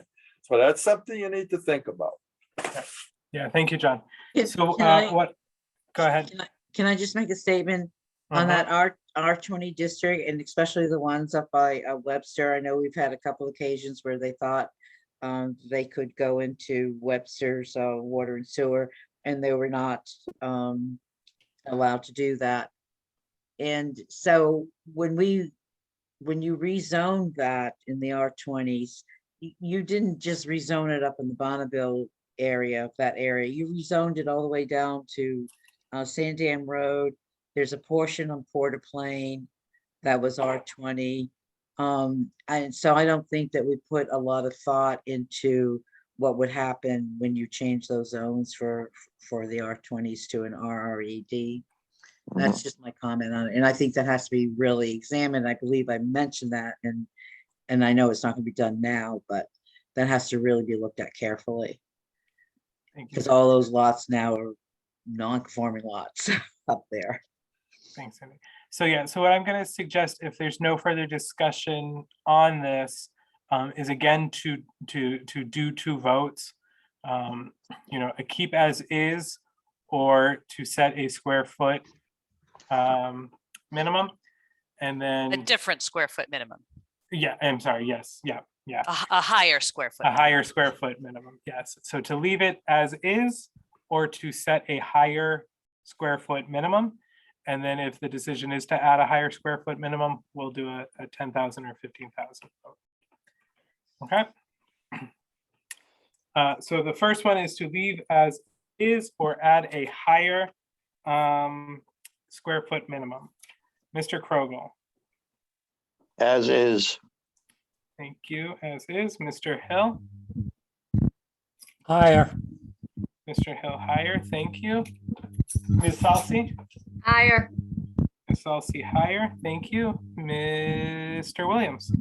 Higher. Thank you, Mr. Williams. Higher. Mr. Lenke. Higher. Mr. Lenke, higher. Thank you. Mr. Blackmer. Higher. Mr. Blackmer, higher. Thank you. Mr. Santos. Higher. Higher. Thank you, Mr. Santos. I will also vote for higher.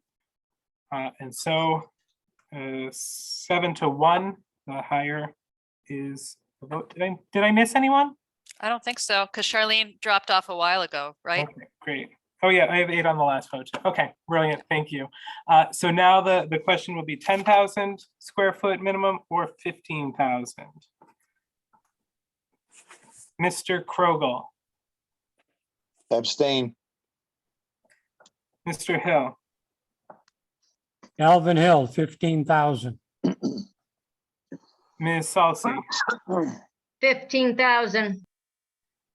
Mr. Williams, 15,000. Mr. Lenke. 12.5.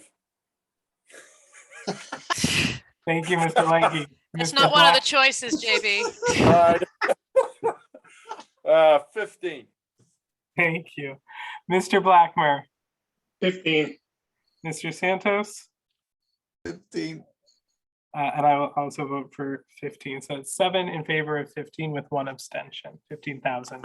Okay, be so clear let me for the just record. clarify something from earlier in the evening. That is going to change the table for the livestock from the 10,000 foot threshold to a 15,000 foot threshold, just to be clear, because we want to be consistent throughout. Yeah, any questions about that? Good call, Tira. So Thank you. that'll affect those two smallest levels.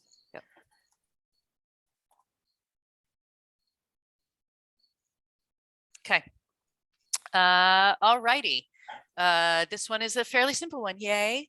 Article 5A, Section 1, Development Standards for Home Occupations and Neighborhood Limited Enterprises. As currently written, letter C reads, activities or storage associated with the home occupation shall not take place outside the residential structure or a fully enclosed accessory building. Cindy found that unclear. So I have suggested this alternate language. Activities or storage associated with the home occupation shall only take place within the residential structure or within a fully enclosed accessory building. Any objections? I like it. Beautiful. That is saying that we cannot do anything outside. If I'm a builder, you're telling me I cannot cut lumber outside in my yard. You would have to be a neighborhood limited enterprise in that case. That was the distinction that we drew. And what is a neighborhood limited enterprise? It's the next level of home-based business, which you have a whole set of regulations for. In that same section. It's a home occupation that might involve stuff outside of a building. Yeah, this is slightly more intensive home business. Okay, well, I can only go by what I used to do. And when I was building, I used to lay out and cut all my material in my driveway so that I could then take it to the site with me and just lay it out because I was watching my kids at the time. So I did things at home. Would that be impeded by this regulation? Only if you were doing it as a business.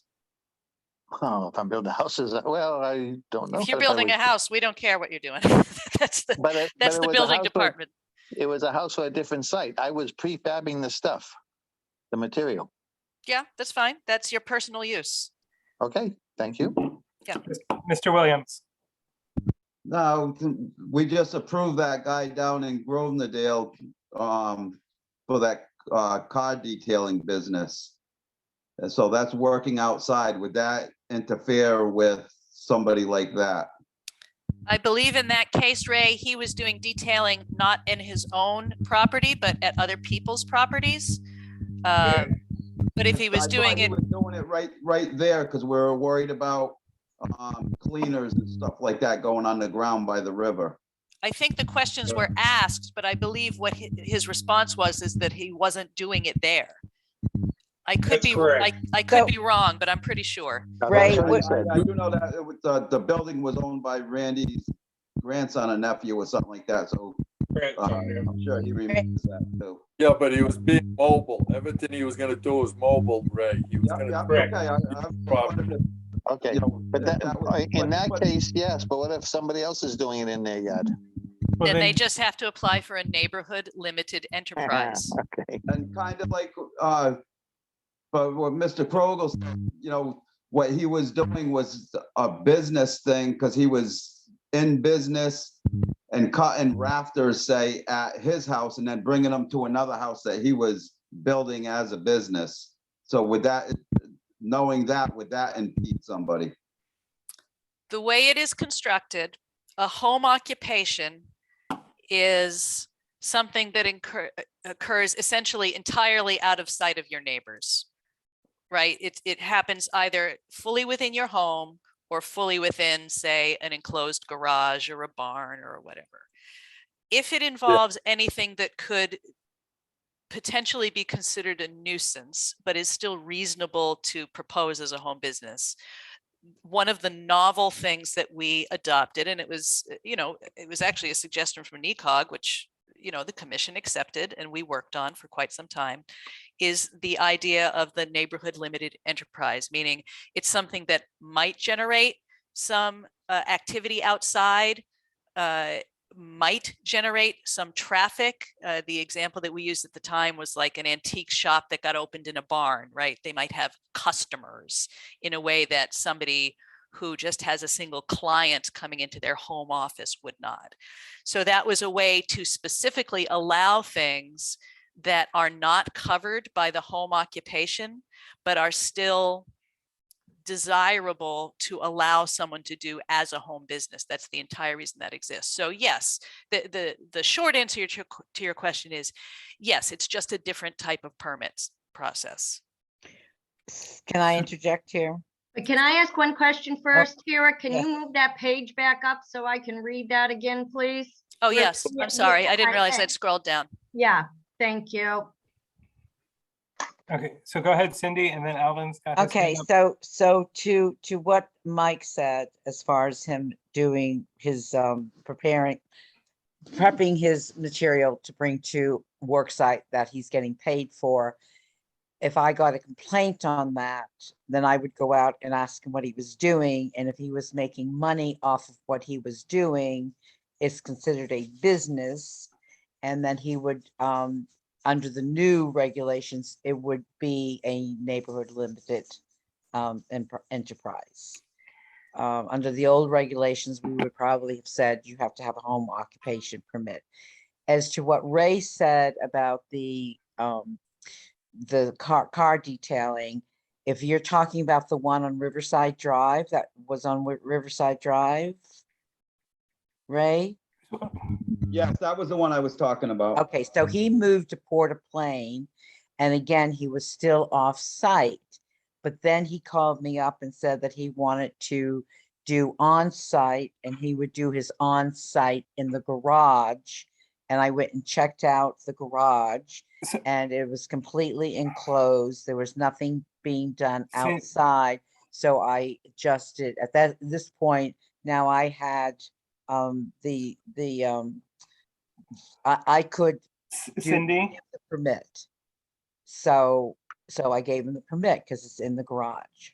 great. So, yeah, and thank you, Cindy. Thank you for, so if we actually look at the change that we're talking about here, right, the change is a clarification. It doesn't change any meaning from what is currently written to what is being proposed. Right, you're right, you're right.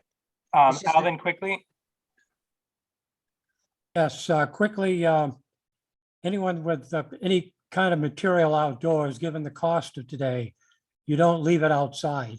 It's either going to be in an existing structure or a roll-off, some kind of a box. You don't leave your material out of doors. And That's then the Jane, end of did my you have another question, or was that just from you asking to move up the? I'm just looking at this. I mean, don't both sentences basically say the same thing? They do, Yeah, but Cindy No. found the current construction confusing, so I made it more, well, at least what I hope is more clear. Yeah, No, I they think with the negative construction of shall not take place outside as opposed to the shall only take place inside, it does seem clearer to me. Jane, the purpose of this, because the next part isn't in it, the next sentence, next section, section D, is that you can do a business in an accessory building.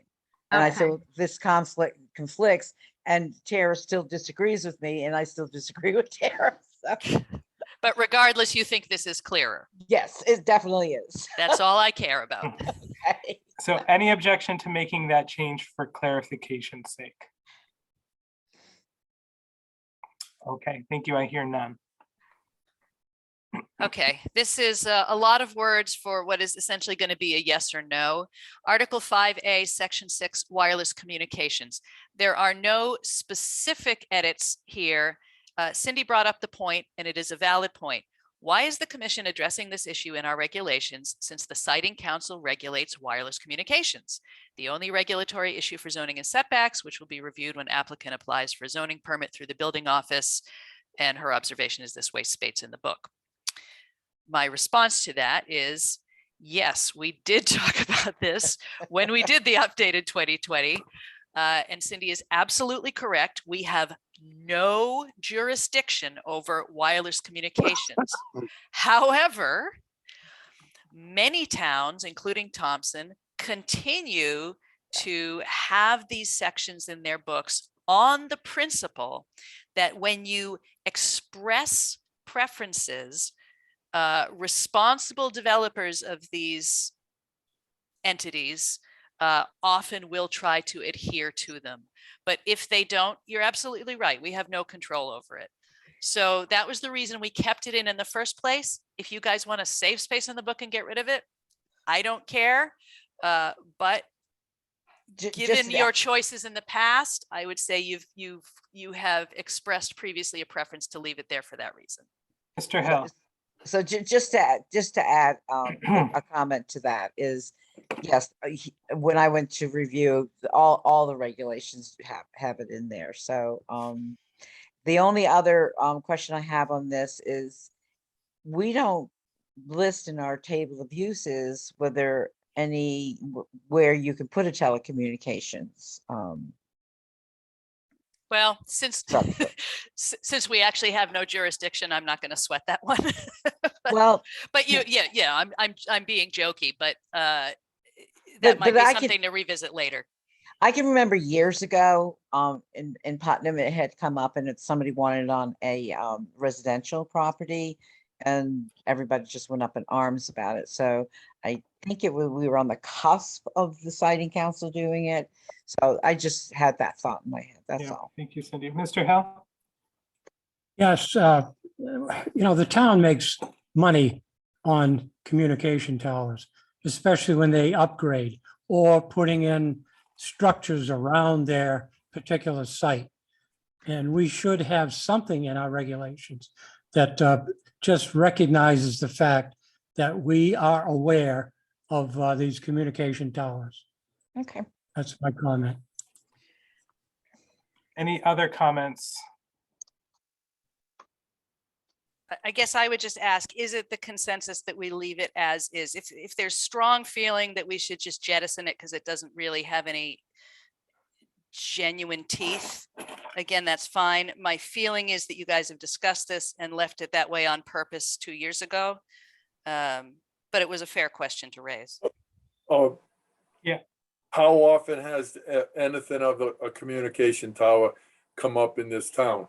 Well, that's, oh, go ahead. 2 or 3, we got what, two or three places in town. One up by La Flamboy's Numa Tool, got one down here in Cornerbog at the fire department, and I think the other one is on top of the water tower behind the Rosendale. There's one in Mechanicsville. Oh, I'm sorry, you're right. There's one down here right off of, well, what's that, the road, Mountain Hill Road. Yes, there is a tower there. You're right. I forgot all about it. You just barely can see it. So what has come through from the Siting Council, because I put some thought into this since I've been here, is that they are applying to the Siting Council to add to the tower, and nothing new has come up. No. Correct. The siting council actually controls that, how many they will allow on a tower, depending on the size of the tower and everything. Right. The only thing The only thing we would probably have control over is if they were gonna put in another tower, like say, and they gotta put the correct footing and all that, but they still have to meet the siting council recommendation Criteria. on the footing and how deep it's gotta be and everything. And that is usually the landowner who's gonna lease it out to the communication people. So is there objection to keeping it in? I would get rid of it. I'd keep it in. Okay, then I'm going to take a voice vote, a roll call vote then.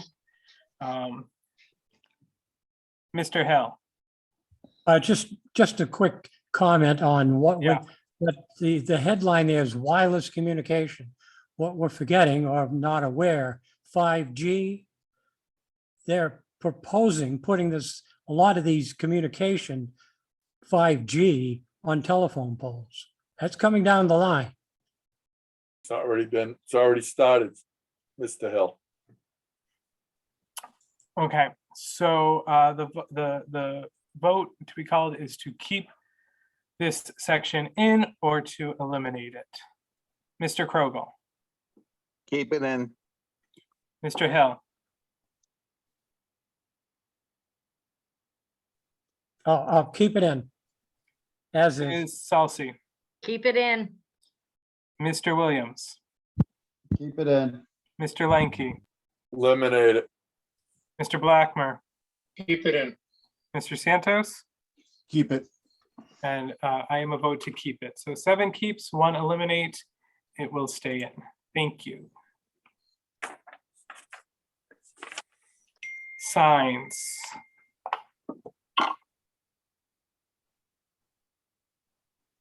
Is Tira speaking? If she is, I don't hear her. Oh, there you go. I know I froze up for a minute. Okay. So we have voted to keep that. I we are- did get that far. Okay, and we're moving on to signs. Okay. Cindy has raised Article 5B, Section 6 signs. Cindy has asked, are we going to start charging for sign permits? I do agree it's a good question. I'm going to submit that for the purposes of this exercise, we don't have any language developed on it. I'm going to say, just talk about this with the next round. I Fine think with that me. sounds Good. Yep. Any objection? Oh, Okay. No. done. Okay, we're closing in, guys. I promise you guys are doing great. Okay, Article 6, Section 1, Zoning Board of Appeals, Article 6, Section 1, Administration, Letter A, the Zoning Board of Appeals shall have all the powers and duties delegated to it by Sections 8.5 through 8.10 of the Connecticut General Statutes. You'll see in red, it's just adding a reference to the statutes at Cindy's request. Yeah, and then we should put CSG in there too, Yeah, that's a good catch. to be consistent. Yeah, Okay, any objection to that proposed CGS, change? sorry. It's Well, okay. if we do that, shouldn't we take out the end of it? Oh, yeah. Yeah. After the Oh, I 8.10? guess that's why I didn't say that. Okay, all right. Yeah, you're right. Yeah, it's late. We're all seeing things that are and are not there. Yep, that's Good fine. catch, Mike. We're getting there though. Okay, Article 7 definitions. The first one is just an easy strike, accessory apartment. In parentheses, currently in the definitions, it says also in-law apartment, but we do not actually reference in-law apartments anywhere in the regulations, so out it goes. Unless somebody really wants to keep it there for no particular reason. This is a little more, requires a little more thought, although I don't think you need to belabor it. Rest home, also nursing home, an establishment that is licensed by the Department of Health Services pursuant to Chapter 368V of the Connecticut General Statutes, and that furnishes food and shelter to 2 or more persons unrelated to the proprietor. In addition, provides services that meet a need beyond the basic provisions of food, shelter, and laundry. Such services may include, but are not limited to, assistance in personal hygiene, nutrition, exercise, recreation, and health maintenance. This term shall not include convalescent home or skilled nursing facility. So the consultant for the online codification project, who went through our codes with a fine-tooth comb, observed that neither the term rest home nor the term nursing home are used anywhere in the body of the regulations. So these are the questions that need to be resolved about this definition.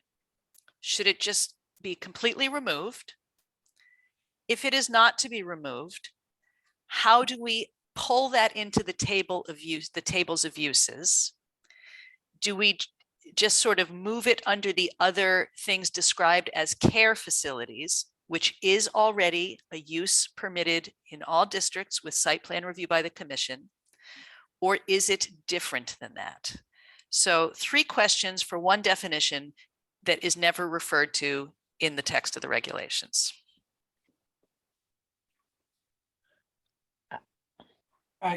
I would say that my feeling is that it should be at the same level of review as care services or care facilities and included with that. Yeah, I agree. Ray's got his hand up. Yeah, I agree too, with that. To move it. Ms. Elsey, I'm with you on that one too. is there any objection to that course of action?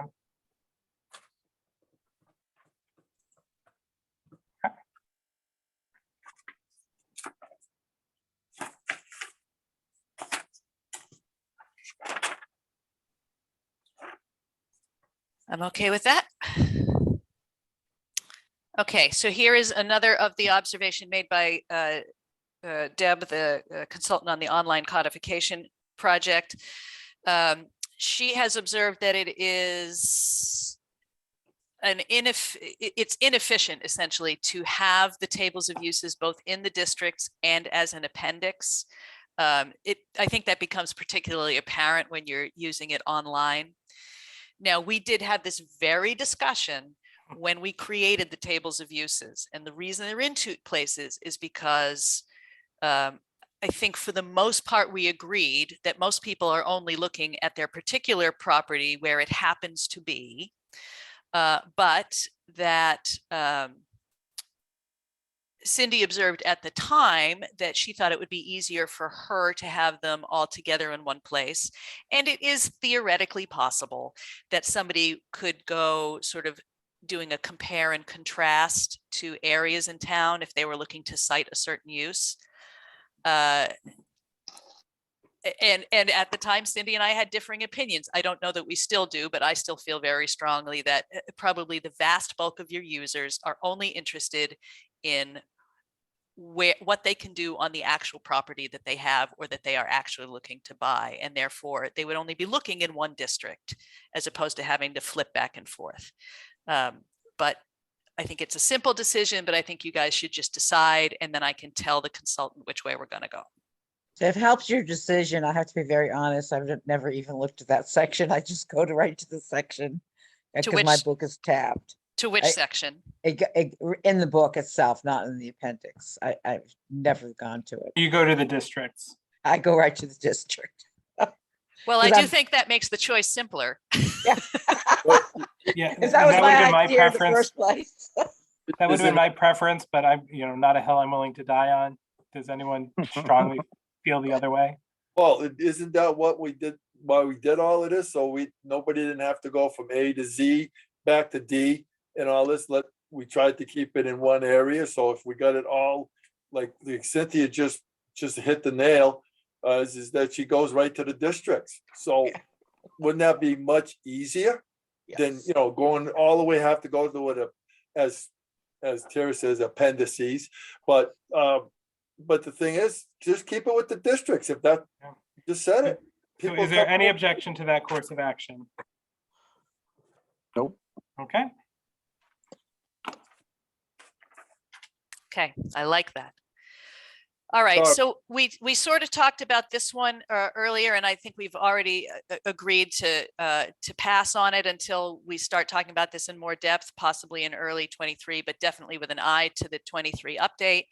The level of review of several uses, we are closing in on 10 o'clock. Is it okay if I just breeze by that? Yep. Because this is the last topic, and it is a large topic, but I'm optimistic that I think we already have a good idea of where we're going. Well, we still have a couple of things to go through on Yeah, what from I Cindy, sent yeah, we have out. to go through Cindy's memo. Oh, right. So, all right, so let's really knuckle down on this one. Okay, net buildable area was a concept that we took out of the regulations without going too far into it. That was based on a number of different comments that it didn't serve the purpose that it seemed to serve. Marla has objected strenuously to that and has really made a case, and I think a good one, that the concept should be added back in. This will also have implications for the subdivision regulations, and that's sort of why it has to be decided now. So as I mentioned earlier, we had a big joint meeting last week or the week before. Marla, me, the chair of the Wetlands Commission, J&D, Amy and Joe, and we did come to a consensus, and that is what this represents. So in each district, there is a suggested net buildable area. So without reading the whole thing in the interest of time, in the RRAD, the recommended net buildable area to add back in shall be not less than 15,000 square feet. In the CRD, public water and sewer access, there shall be no net buildable area requirement in this district, and that is straight from Marla's recommendations. There's no purpose for it. There's no wetlands or water courses implications. It's fully accessible to water and sewer. TCVD, similarly, and somewhat surprisingly, actually, there shall be no net buildable area requirement in this district. No wetland or water course implications, no floodplain implications. The minimum lot size is already 40,000 square feet. You can use all your lot in the TCVD. That's this suggestion there. BDD, for properties not served by public water and sewer, the net buildable area shall be not less than 15,000 square feet. For properties served by public water and sewer, the net buildable area shall be not less than 4,500 square feet. In other words, the full lot minimum size. Unlike the CRD, there is some floodplain and I think in some case wetlands requirements. So since net buildable area definition clarifies that you can't use those areas, let's say that you had a 4,500 square foot lot, but it had 1,000 feet of wetlands on it, you would now not have a buildable lot. That's what that means. All right. But the minimum lot size is still 4,500 square feet. If there's no wetlands, water course, or floodway implications, you can use the full square footage of the lot. I'm sorry if I'm really rushing here, but I'm so mindful of everyone's time. Thompson Corridor Development District, same thing. For properties not served by public water and sewer, the net buildable area shall be not less than 15,000 square feet. For properties served by public water and sewer, the net buildable area shall not be less than 4,500 square feet.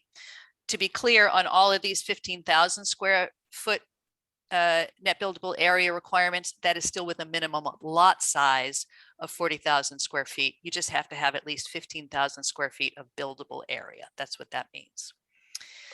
DMRD, the net buildable area shall be not less than 4,500 square feet. Lake District, we have now decided that the minimum lot size there is 15,000 square feet. So that changes this recommendation to this.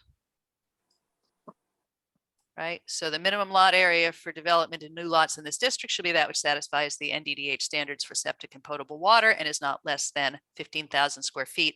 The net buildable area shall be not less than 15,000 square feet. And again, to repeat the example, if you have a 15,000 square foot lot in the Lake District, but 1,000 feet of it is a wetland, that is not a buildable lot. You would need to have more than that. But the minimum lot size is 15,000 square feet. So if there was no wetland, water course, floodplain issue, you could use your whole lot. And to wrap up the concept, that would also add to Article 7 definitions, net buildable area, a contiguous area of land that is at least 50 feet wide, not containing wetlands, water courses, conservation easements, or areas waterward of the 100-year flood boundary as delineated by the Federal Emergency Management Agency.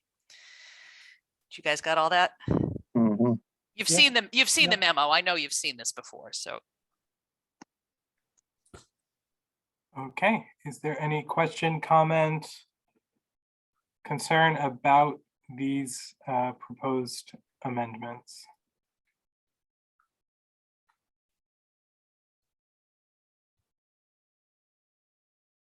No, but I'm sure we'll think about it down the road. Is there any objection to adding these to the draft? Well, the definition, there's a new definition of net buildable area. I still have an issue that if it meets the requirements of the NDDDH, why hinder people from doing things? In the case of the net buildable area argument, specifically as made by the wetlands agent, and I'm going to be paraphrasing here, so forgive me. It's beyond just the health requirements of your septic and water separation, right? If you have a wetland impacted property and we don't tell you you need at least whatever that dimension is, 15,000 or 4,500 square feet of area that isn't impacted by that, then theoretically you can make a proposal to fill those wetlands, and you've got to go through a whole process with the wetlands agent, and you still might get turned down if they decide that it's not a feasible use. So this is more setting parameters that recognize the importance of wetlands and watercourses, but yet also acknowledge that we have revised down the minimum lot sizes. I don't know. I still think if people want to do it, I would use the example of the garage that, or the 4-family that just went in on Thompson Road. If they want to spend the money to fix the problems, it's their right to do so. And if they want to spend the money to go through wetlands and everything else to do it, why hinder them?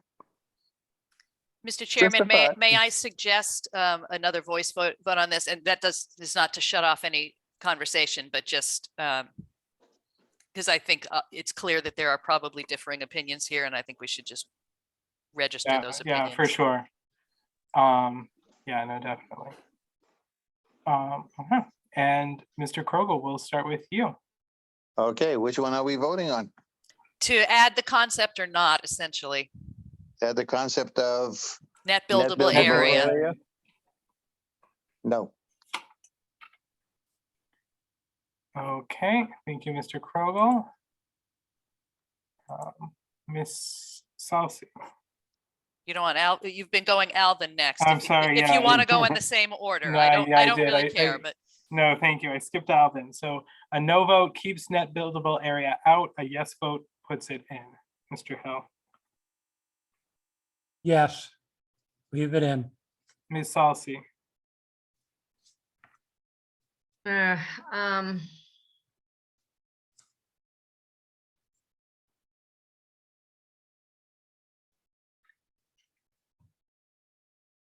Leave it in. well, So add it in. add it in. Add It's- it in. Yeah, okay. Mr. Williams, Add it in. Mr. Lenke, Let me add it in. Mr. Blackmer, Add it in. Mr. Santos, Add.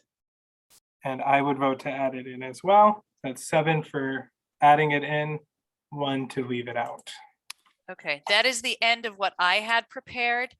And Cindy does have her memos. If she still wants to go over those. Yes, I do. There's a few, I know there's one very important thing we have to adjust. Okay. So if you want to put it up. Yep, give me a second to find yours. I think this is not it. We just closed that. Here we go. This one. This one. Okay. Okay. So again, I will repeat to you that we really need to do something about a decent zoning map and take action on R20. But we're not going to do that now. So that's important to us. The application permit process, I know we went through that last time. My feeling is right now, we're just too busy with other things and that I will have to muddle through that, Don, I will have to muddle through. Given that we've changed that column, I'm thinking it might be a little bit easier. We'll see. So we don't need to discuss that at all. The other part is the agriculture entertainment based activities. If this activity is like a once or twice a season, do they have to come in every season for a permit? I think that's actually addressed in the regulations for those well, we've changed that to businesses, which is that they file their essentially their business model the first time, and unless it's changing substantially, they don't need to do it again. I'm pretty sure that's a part of what we. Okay, this is for like 1 or 2 activities a year. This is not. Well, this- if it's part of what they've applied for as their Okay. business model, then the first time, yes, and subsequently, no. Okay, great. We're done with that then. We've already taken care of this next section. See my tab, so we've already taken care of the table of uses. Yep. You know, I hope everybody read it so they understand where I'm coming from it. Throughout the document, more prevalent. Okay, so I'm really insisting that you get all of the words except shall out of there. There's no consistency if you continue to should, would, or could, which I don't think could or would are in. I would like to see everything shall or may. I do have a response to that because this is specific to the design review guideline. There is an actual reason why we have fuzzy language like that.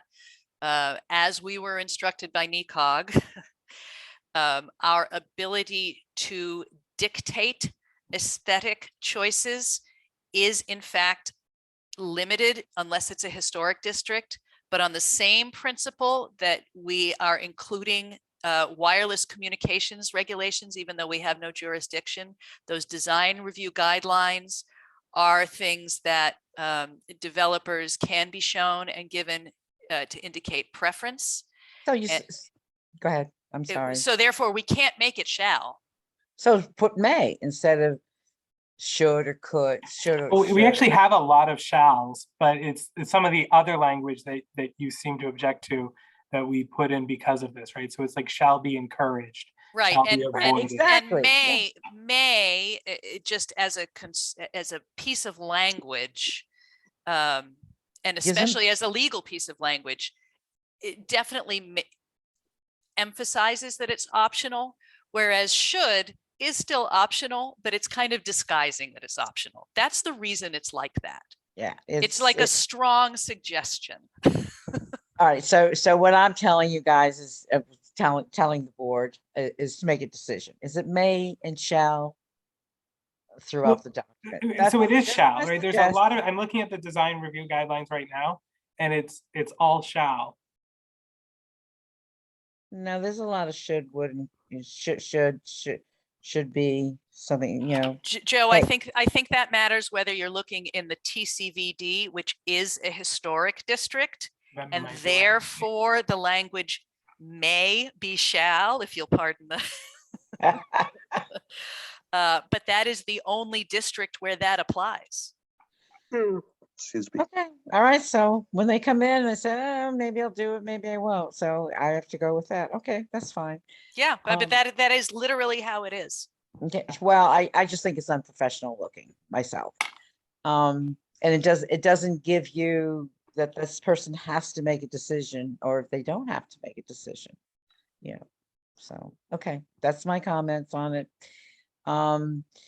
So I don't know if we discussed about the shared driveway, but that definition, or that explanation of a shared driveway, are we going to change that in our regulations when you get that settled in the subdivision regulations? I'm not clear on that because Yeah, certainly. it's a great Go. point, Cindy. I would agree that we can probably do better in the zoning regulations. But I would also agree that once we have that established for subdivision regulations, where it's much more relevant, we can go back and retrofit. So I think we can push this one down. Okay, and there is no definition of shared driveway, and I only say this is because are you saying that this part in the zoning regs on shared driveway, are you saying that is the definition? So I don't know if you need anything more extensive something.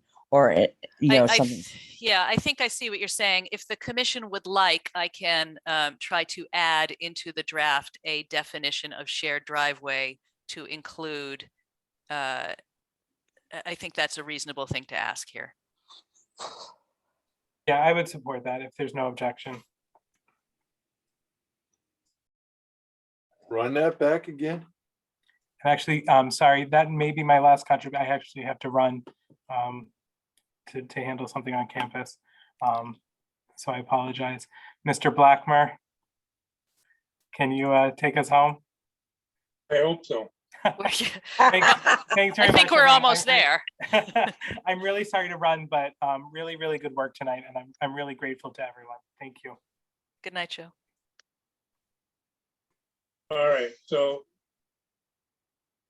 restate what you're suggesting In terms of what we were just discussing, on the driveway. I'm going to add to the definitions a definition of shared driveway in the zoning regulations. Further adjustments to that piece of regulatory language can come after we complete the subdivision regulations, because there will probably be some implications. So we can otherwise leave the topic alone, but I will add a definition. Everyone in agreement with that? Yeah. Hearing no negative comments, move on. Okay, so this is one of the important ones, and I sent you the pictures of what we were talking about at the subcommittee meeting. And Tara can have her input into this as we were discussing it together. Of course, I recommended that for the protection of residential properties, eliminate all box trailers in all districts. John Linky and I had a nice conversation this morning about it. He has some good points.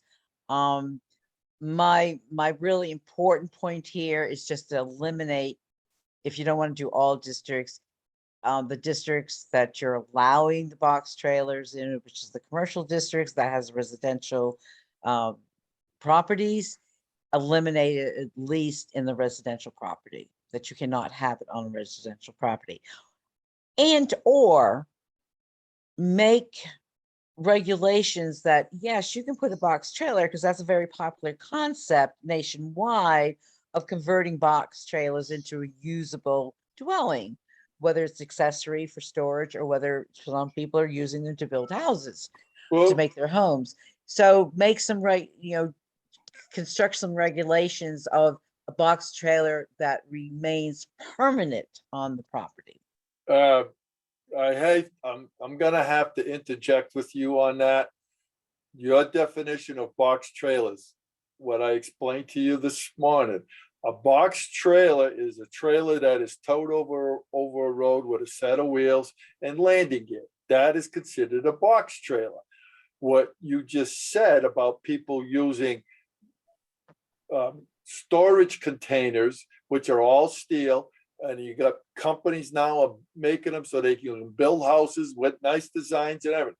They are storage containers that are overseas containers that you can store stuff, ship it overseas, that they no longer use, and they just want to get rid of them. A box trailer is something that's towed behind a tractor, or we call a tractor, which is, Road tractor. Road tractor, thank you. That is a box trailer. That is an entirely different concept than a storage. A storage container is brought in on a trailer, and it's on a special trailer made with a set of rails. Back up, the guy picks up the body, dumps it, can put it any way you want, leaves it and goes. That can be permanent. But the box trailer, I'm in agreement with it, because a lot of people get them for nothing, because a lot of your trucking companies want to get rid of the old trailers, and they have no way of getting rid of them, because they have to pay them to take them away to a junkyard, because they're made of wood. If they're made out of aluminum, they're going to scrap them themselves. but anything that's got a little bit of steel on it, wood, that's why they give them away. Well, people take them because they're for free. Storage containers, they're sellable items because you can do anything. I put 4 of them in the ground, and these people down here near Manchester, 4 of them went into 4 different places in the ground, 20 feet below the ground, as a storage container on the ground where they could, like a cold storage. One person was making it into a bomb shelter for whatever reason. I says, well, they ain't gonna do you no good anyway, but you want to spend the money, go ahead. But that's what those steel containers, because they're structurally sound. You don't have to worry about it caving in or anything. Okay, I'm sorry. Randy, I suspect you probably can't see the hands raised on the Zoom screen, so I can. So if you don't mind, I'm gonna Go let some for of it. these other guys break in, and I think Brian had his hand up first. I just want to have it say the beginning of this section 2:1 say long-term utilization greater than 3 months of box trailer bodies are prohibited. Just want to give a duration of what, because people move and box trailers do show up at people's houses. So I just want to give it a duration of how long that should stay there. I want to point out a couple of things, and then I'm going to get to Alvin and then Ray. This section 2, trailers, mobile homes, and storage pods, was absolutely something that this commission discussed a lot. Now, that does not mean that there is not room for improvement. I would agree, based on my conversation with Cindy over the last couple of days and with Donna as well yesterday, that this area could use some work. It is possible I could make some language adjustments in the short term that would tweak this enough to resolve some of Cindy's concerns, but I don't think that would be complete. And based on what I'm hearing here already, I think that where I would disagree with Cindy is I don't think it has the urgency that we need to do it now for this update. I think you can push it into when we have time to discuss it more thoroughly. That is up to you guys. Having said all that, Alvin is next. Yes, my comment on should be limitation, pretty much what Brian stressed. 3 months is certainly more than enough for a storage pod, but any wheels on a lot, no. Okay, Ray, you're up next. Okay, you got to remember that we have a lot of agriculture around here, and a lot of these people on these farms that use them storage boxes for hay to keep their tractors in. Some people use them to keep animals in. It's not just storage containers, sometimes box trucks. People will take the box off, and companies will take the box off a truck with a rotted frame, and they sell the box because they got the garage door on them. And a lot of people use them. A lot of these farms around here use that for their equipment, storage for hay, and like I say, some of them even use them for animals. So a 3-month thing, for supposedly a farm-friendly community, we're taking away a cheap shelter. Source of storage.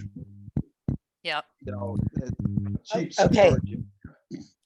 Santos is up next, and then Jane, and then Cindy. Yeah, I just want to clarify my comment. I didn't mean it to be taken away from a local business or agricultural use. I was strictly thinking about people moving their homes or just keeping these things and becoming rust buckets on at their homes. So we can definitely put in some clarification language there later on. That's all. I'd Jane. like to have a chance to rebuttal that. All right, so Jane, Cindy, then JBL.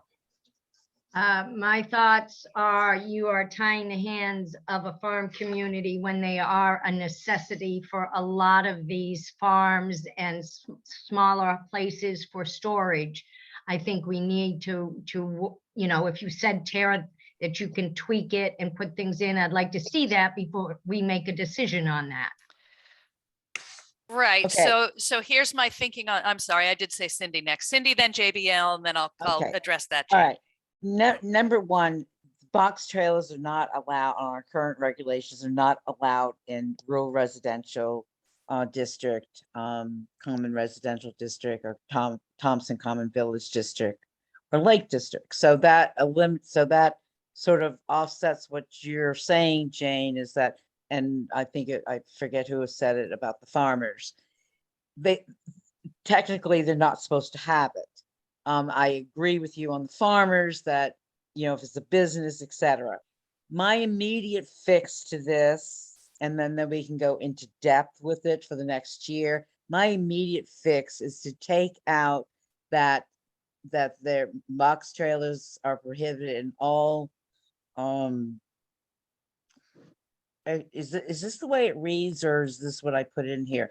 My fix is, if you want it in the commercial districts, the three commercial districts, fine, except put a sentence in there that says, except residential dwelling, just, you know, properties that have residential dwellings. That's the immediate fix. That takes care of something like the picture I showed you immediately. All right, JBL, I'm not gonna disagree with Cynthia on the box trailers, but the part, or even Brian, that 3 month, in other words, you're telling me that I can't go get a storage container, a steel storage container, put it on my property, and I can only keep it for 3 months? That's BS.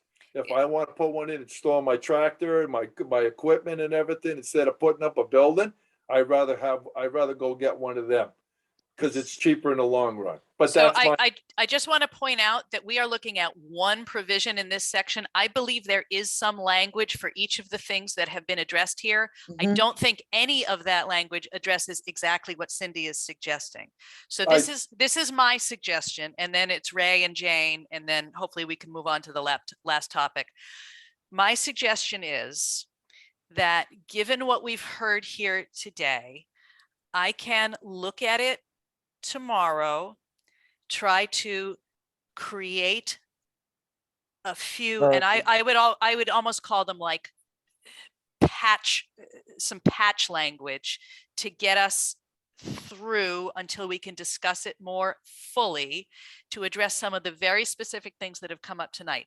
I will tell you, the downside of that is that you guys are going to see that essentially right before the public sees it, and you may find yourselves in the position of, at the public hearing, having to do slightly more amendment to that on the fly. My preference is that we push this off until we can discuss it more fully, but I will undertake to do that for the purposes of this exercise, if that's what you guys want. And you can answer that shortly. Let's get Ray and Jane, and then maybe we can make a decision there. I will have another comment to make. Okay. After I. Okay, I have another one about, you know, in the residential and in the Lake District, there's people in the Lake District that owns multiple lots, and that they put them pods there, you know, they have their, some people use them to store their boats. Some people use them to store their swimming equipment, that, you know, their rafts and all that stuff. And I don't think that if they have enough property to put one on. I understand what you want to do, Cindy, for these people that, you know, they got them, excuse my language, with them shitty looking trailers, you know, hanging out around the houses. You know, I could see it, like, you know, with in certain areas, but a couple of the areas you mentioned, I think it's a little too extreme for them people to lose something like that. You know, I know people that keep their boats in them, you know. But, you know, that's my opinion. I just wanted to get that out there. Jane? Okay, I have a suggestion, Tara, you said you're going to tweak it and do the language. Start by giving a definition of the box trailers, the pods, everything, so that it's a little bit more clear.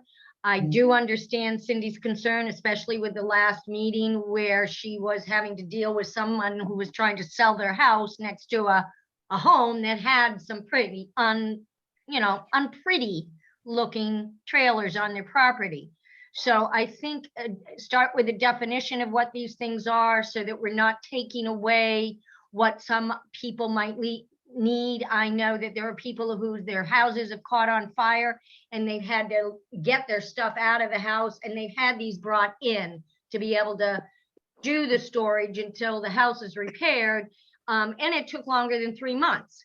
So we need some definitions and some real guidelines before I feel that I can even make a decision. All right, Okay. so go ahead, Cindy. You said you had Okay. a comment, right? So once again, even before our new regulations, these type of box trailers were prohibited. So, and they are prohibited under these new regulations in the RRAD, the Common Residential, Thompson Common Village and Lake District. They are prohibited now. All I'm asking is for you to change this to, keep that prohibited part in there. Change the commercial districts that you're saying the commercial businesses can have box trailers, but if you are a residential unit in a commercial district, box trailers are not permitted. Then we can go, like you said before, go through it, develop criteria for someone wanting a box trailer on their property. Okay. So I'm going to make this suggestion, and Randy, you are actually the chair now, so it's kind of up to you to call for it. I am going to suggest that the remaining commissioners essentially decide if we want to partially address this now or fully address it later. Based on that decision, I will either develop some language, hopefully tomorrow, certainly no later than Monday, because we want to get this, proposed draft published for the public to comment on. If your choice is that we want to do a partial, essentially a patch now. Okay, so the question is, Now or later. Okay, that's the question, now or later? And Tara, if you can keep track of the votes, I don't have a, Yep, I've been typing stuff in as we go, and Gloria gets it too, but this is so that I can just pull it up myself tomorrow. So, yep. and I can go down the list the way it's on my computer, start with Jane. Later. But no, well, can you back up for a minute there? All I'm at, if you do it later, if it's a year from now, and residential properties in these commercial districts have trailers in there, like the picture I sent you, which is the property I was talking about at the last meeting. All I'm asking is for you just to put the words in there. Trailers are not allowed on residential properties in the commercial districts. That's all I'm asking. So that might change your opinion, Jane. I think is what she No, was. I know what she's asking. Because of the time and how long we've been sitting here, and this is something that I feel is also important. I do not want to take the rights away from property owners. I still am going to say later. I would like to see the rewritten stuff that you're going to do, Tara, the definitions, then without being in such a rush to make a decision on this, I still say later. Okay, Cindy, but you were specific to business. This was going to be for just residential uses, not business uses. Is that correct? All I'm asking is take it away from putting them in residential properties in the 3 business districts. That's all I'm asking for right now. Just one specific district. The 3 commercial districts, yes. Yeah. Yeah. If you have a residential dwelling in a commercial district, you cannot put a box trailer on it. Okay. May I comment before we go any further? Go ahead, Mike. Okay, thank you. I did not see any of the pictures that Cindy had. I can share those.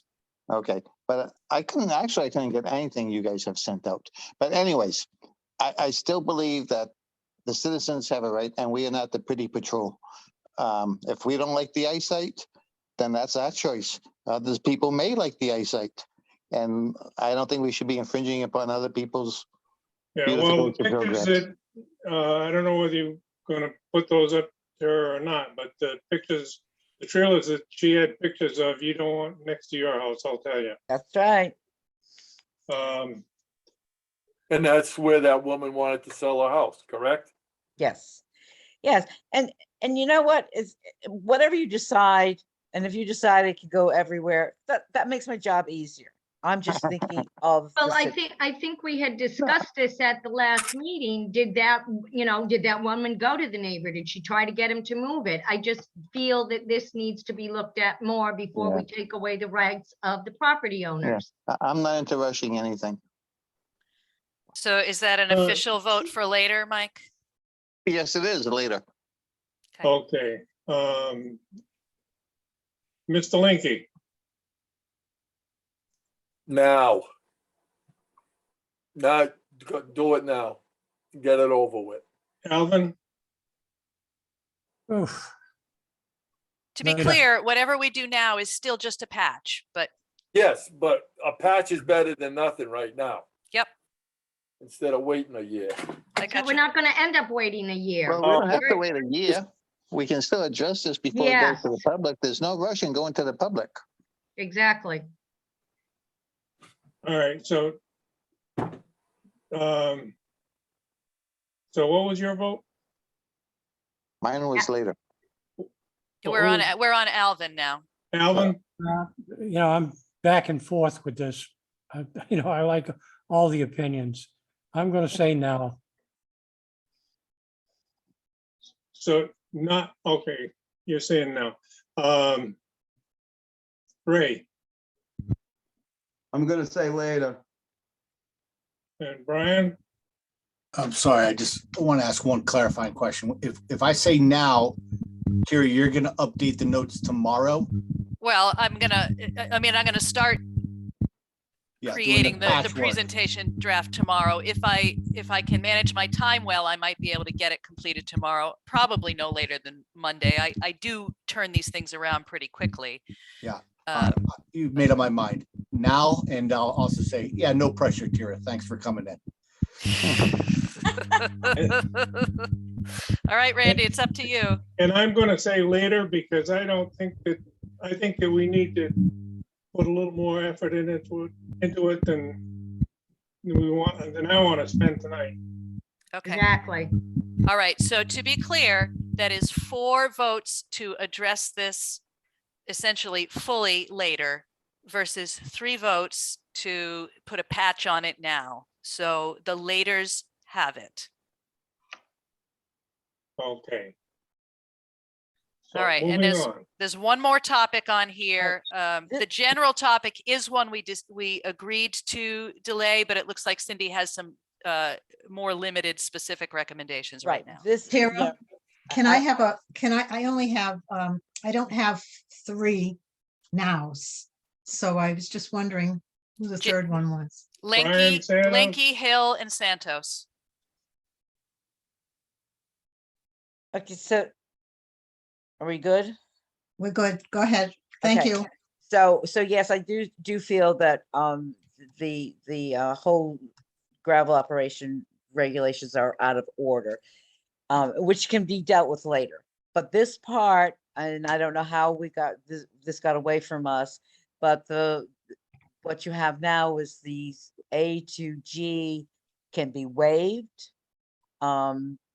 which you cannot waive this criteria for operating a gravel operation, because most of this stuff here, that most of this criteria is what I get complaints about. And so we have to tell them that we have to know about the trucks being covered. We have to know about dust control plans, the fuel pad. Those were requirements. It's not something that they should be given a choice to do.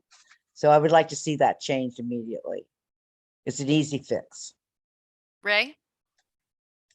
I looked this up today and it is not a requirement in the state of Connecticut to cover a truck. Although it should be best practices and that should be the best practice. But I read through our list today and I didn't say, there is no state requirement to cover trucks in the state of Connecticut. I would didn't have say to it was, Disagree with you. For sand and gravel, that they are supposed to be covered. That's not what it says on on when you Google it. It says the state of Connecticut and New Hampshire are the only two states that don't. I'm not saying that it shouldn't be. We should, if it, if we could, there should be a thing that says that it should be covered. But I know it's not. From what it says, New Hampshire and Connecticut are the only states that do not require to cover. I believe it is within your authority to set that higher requirement, Ray. Yeah. All I right, so, think that out there, it is, it's a recommendation. It's not a requirement. all I right, didn't so, have yeah, I got back from Pennsylvania about 5 o'clock this afternoon. I'm sorry, what was that? so my recommendation is that you have may attach conditions. Yeah, Is to scratch that and say, the following shall be required. Regardless of what the state says, we can go to a higher standard. right. Yep. Oh, I have no problem with that. Okay. I just wanted to. Yeah, Cindy, I agree with that as well. These shall be required. Thank you. Yep, that most definitely. Do we need to Alvin's- read these, or has everyone read them? I can read them into the record, but Alvin does have a question. So let me read them into the record and then let's Alvin go. And I think this is a fairly straightforward one, I'm guessing, but you can decide. Article 5A, section 11. something's incomplete there. Okay, and number 11, in granting a special permit for earth removal and to safeguard the public health, safety, and general welfare, the following shall be required. And then she has the list. That is changed from the current construction. In granting a special permit for earth removal, the commission may attach such conditions to safeguard as may be required to protect the public health, safety, and general welfare, and to ensure continued compliance with these regulations. Such additional conditions may include, but are not limited to, the following. So essentially, she's saying, take this away from it being optional conditions that you as the commissioners request on a case-by-case basis and just make them requirements. I think that is a perfectly reasonable suggestion. It is up to you. If you like it, I will add it to the draft. And Alvin's got his hand up. Let Alvin go and then everybody else can chime. Well, it just, yes, to begin with, following shall be required. Those 7 that Cindy has written out is just fine. My second comment is on dust. Connecticut and New Hampshire, yes, there you don't have to, but that's for state roads. That's not town roads. That's my comment. Thank you. Jane? Okay, I agree. I mean, the gravel mining is another picadillo, but absolutely shall be required because you've got to consider who lives around it and everything else. I think it's a no-brainer. I feel like I'm hearing consensus. Does anybody object to me adding this to the draft? Not at all. I read this after 10 hours of driving today, kind of quick, and I kind of read it wrong. I agree with this 100%. Okay. Do we need to vote on this, or is it going to be by consensus? That we do it? Can I chime in on that one, Yeah, Mr.? go for it. We're driving truck and everything over the road and everything, and we always have to cover our loads. It doesn't matter. That's a DOT requirement that all loads need to be covered, entering or exiting or whatever. And if you, I'm for this 110% because coming out of a gravel, I've worked in gravel pits and rock crushing plants and everything. And they cannot leave without the load being covered. They even have to go through a washing plant, they call it, just so the truck gets washed before it hits the road. So, and Randy, you know this as well as I do. So, yeah, let's keep these 7, but I think we should have the option to also make it a little bit more stricter on a lot of other little things. I think there could be 3 more requirements down the road. Yeah, Well, well, tonight we already we're know gonna we want to settle go. for This 7. You want a roll call vote on this, Sarah, or just? I don't think we need it. I don't hear anybody there any- squawking that they want to wouldn't keep it hurt. the old way. There any objection to including these 7? Having Tara include those on the, Nope. okay. Nope. Thank you, guys. Okay, so 20 of 11, you guys are troopers. So just to clarify what my plan is, sometimes my things don't go to plan. My plan is to start working on the draft for public presentation tomorrow. With luck, I will finish it before I leave tomorrow. I expect it would not take me any longer than the end of the day on Monday. Once I have that public presentation draft created, I will do what I wanted to do after the last regular meeting. Post it to the public, invite public comment for a period probably of a month or so. At the September regular meeting is when the application, this will get attached to the application for the commission to accept it for public hearing. The public comment, email comment thing will still be open at that point. And we'll set the date for the public hearing. Marla has suggested, and I agree with the suggestion, that in between that regular meeting and that public hearing, we have an informal Q&A. I do not have a target date for that, but I do think it's a good idea. It's what we did with the zoning regulations. And since in public comment, it isn't a Q&A, I think it gives people a chance to have questions answered in real time that they do not ordinarily get. I think that is it. Everybody cool with that? Sounds good. Sounds Okay. good. Not hearing any objection, it must be good. Late. That must be late. Yeah, Yeah, it's it is definitely late. late. I make the motion, we adjourn. I second the emotion. I was going to say emotion. With you, yes. Yes, of course, John. The emotion Absolutely. comes later, it's just the Yeah. motion for now. Will do. Those in favor of adjourning now, say aye. Aye. Opposed, no. Hearing no no's, the meeting is adjourned. Good night. Thanks, guys. Night, Good night. all. Good night. Night.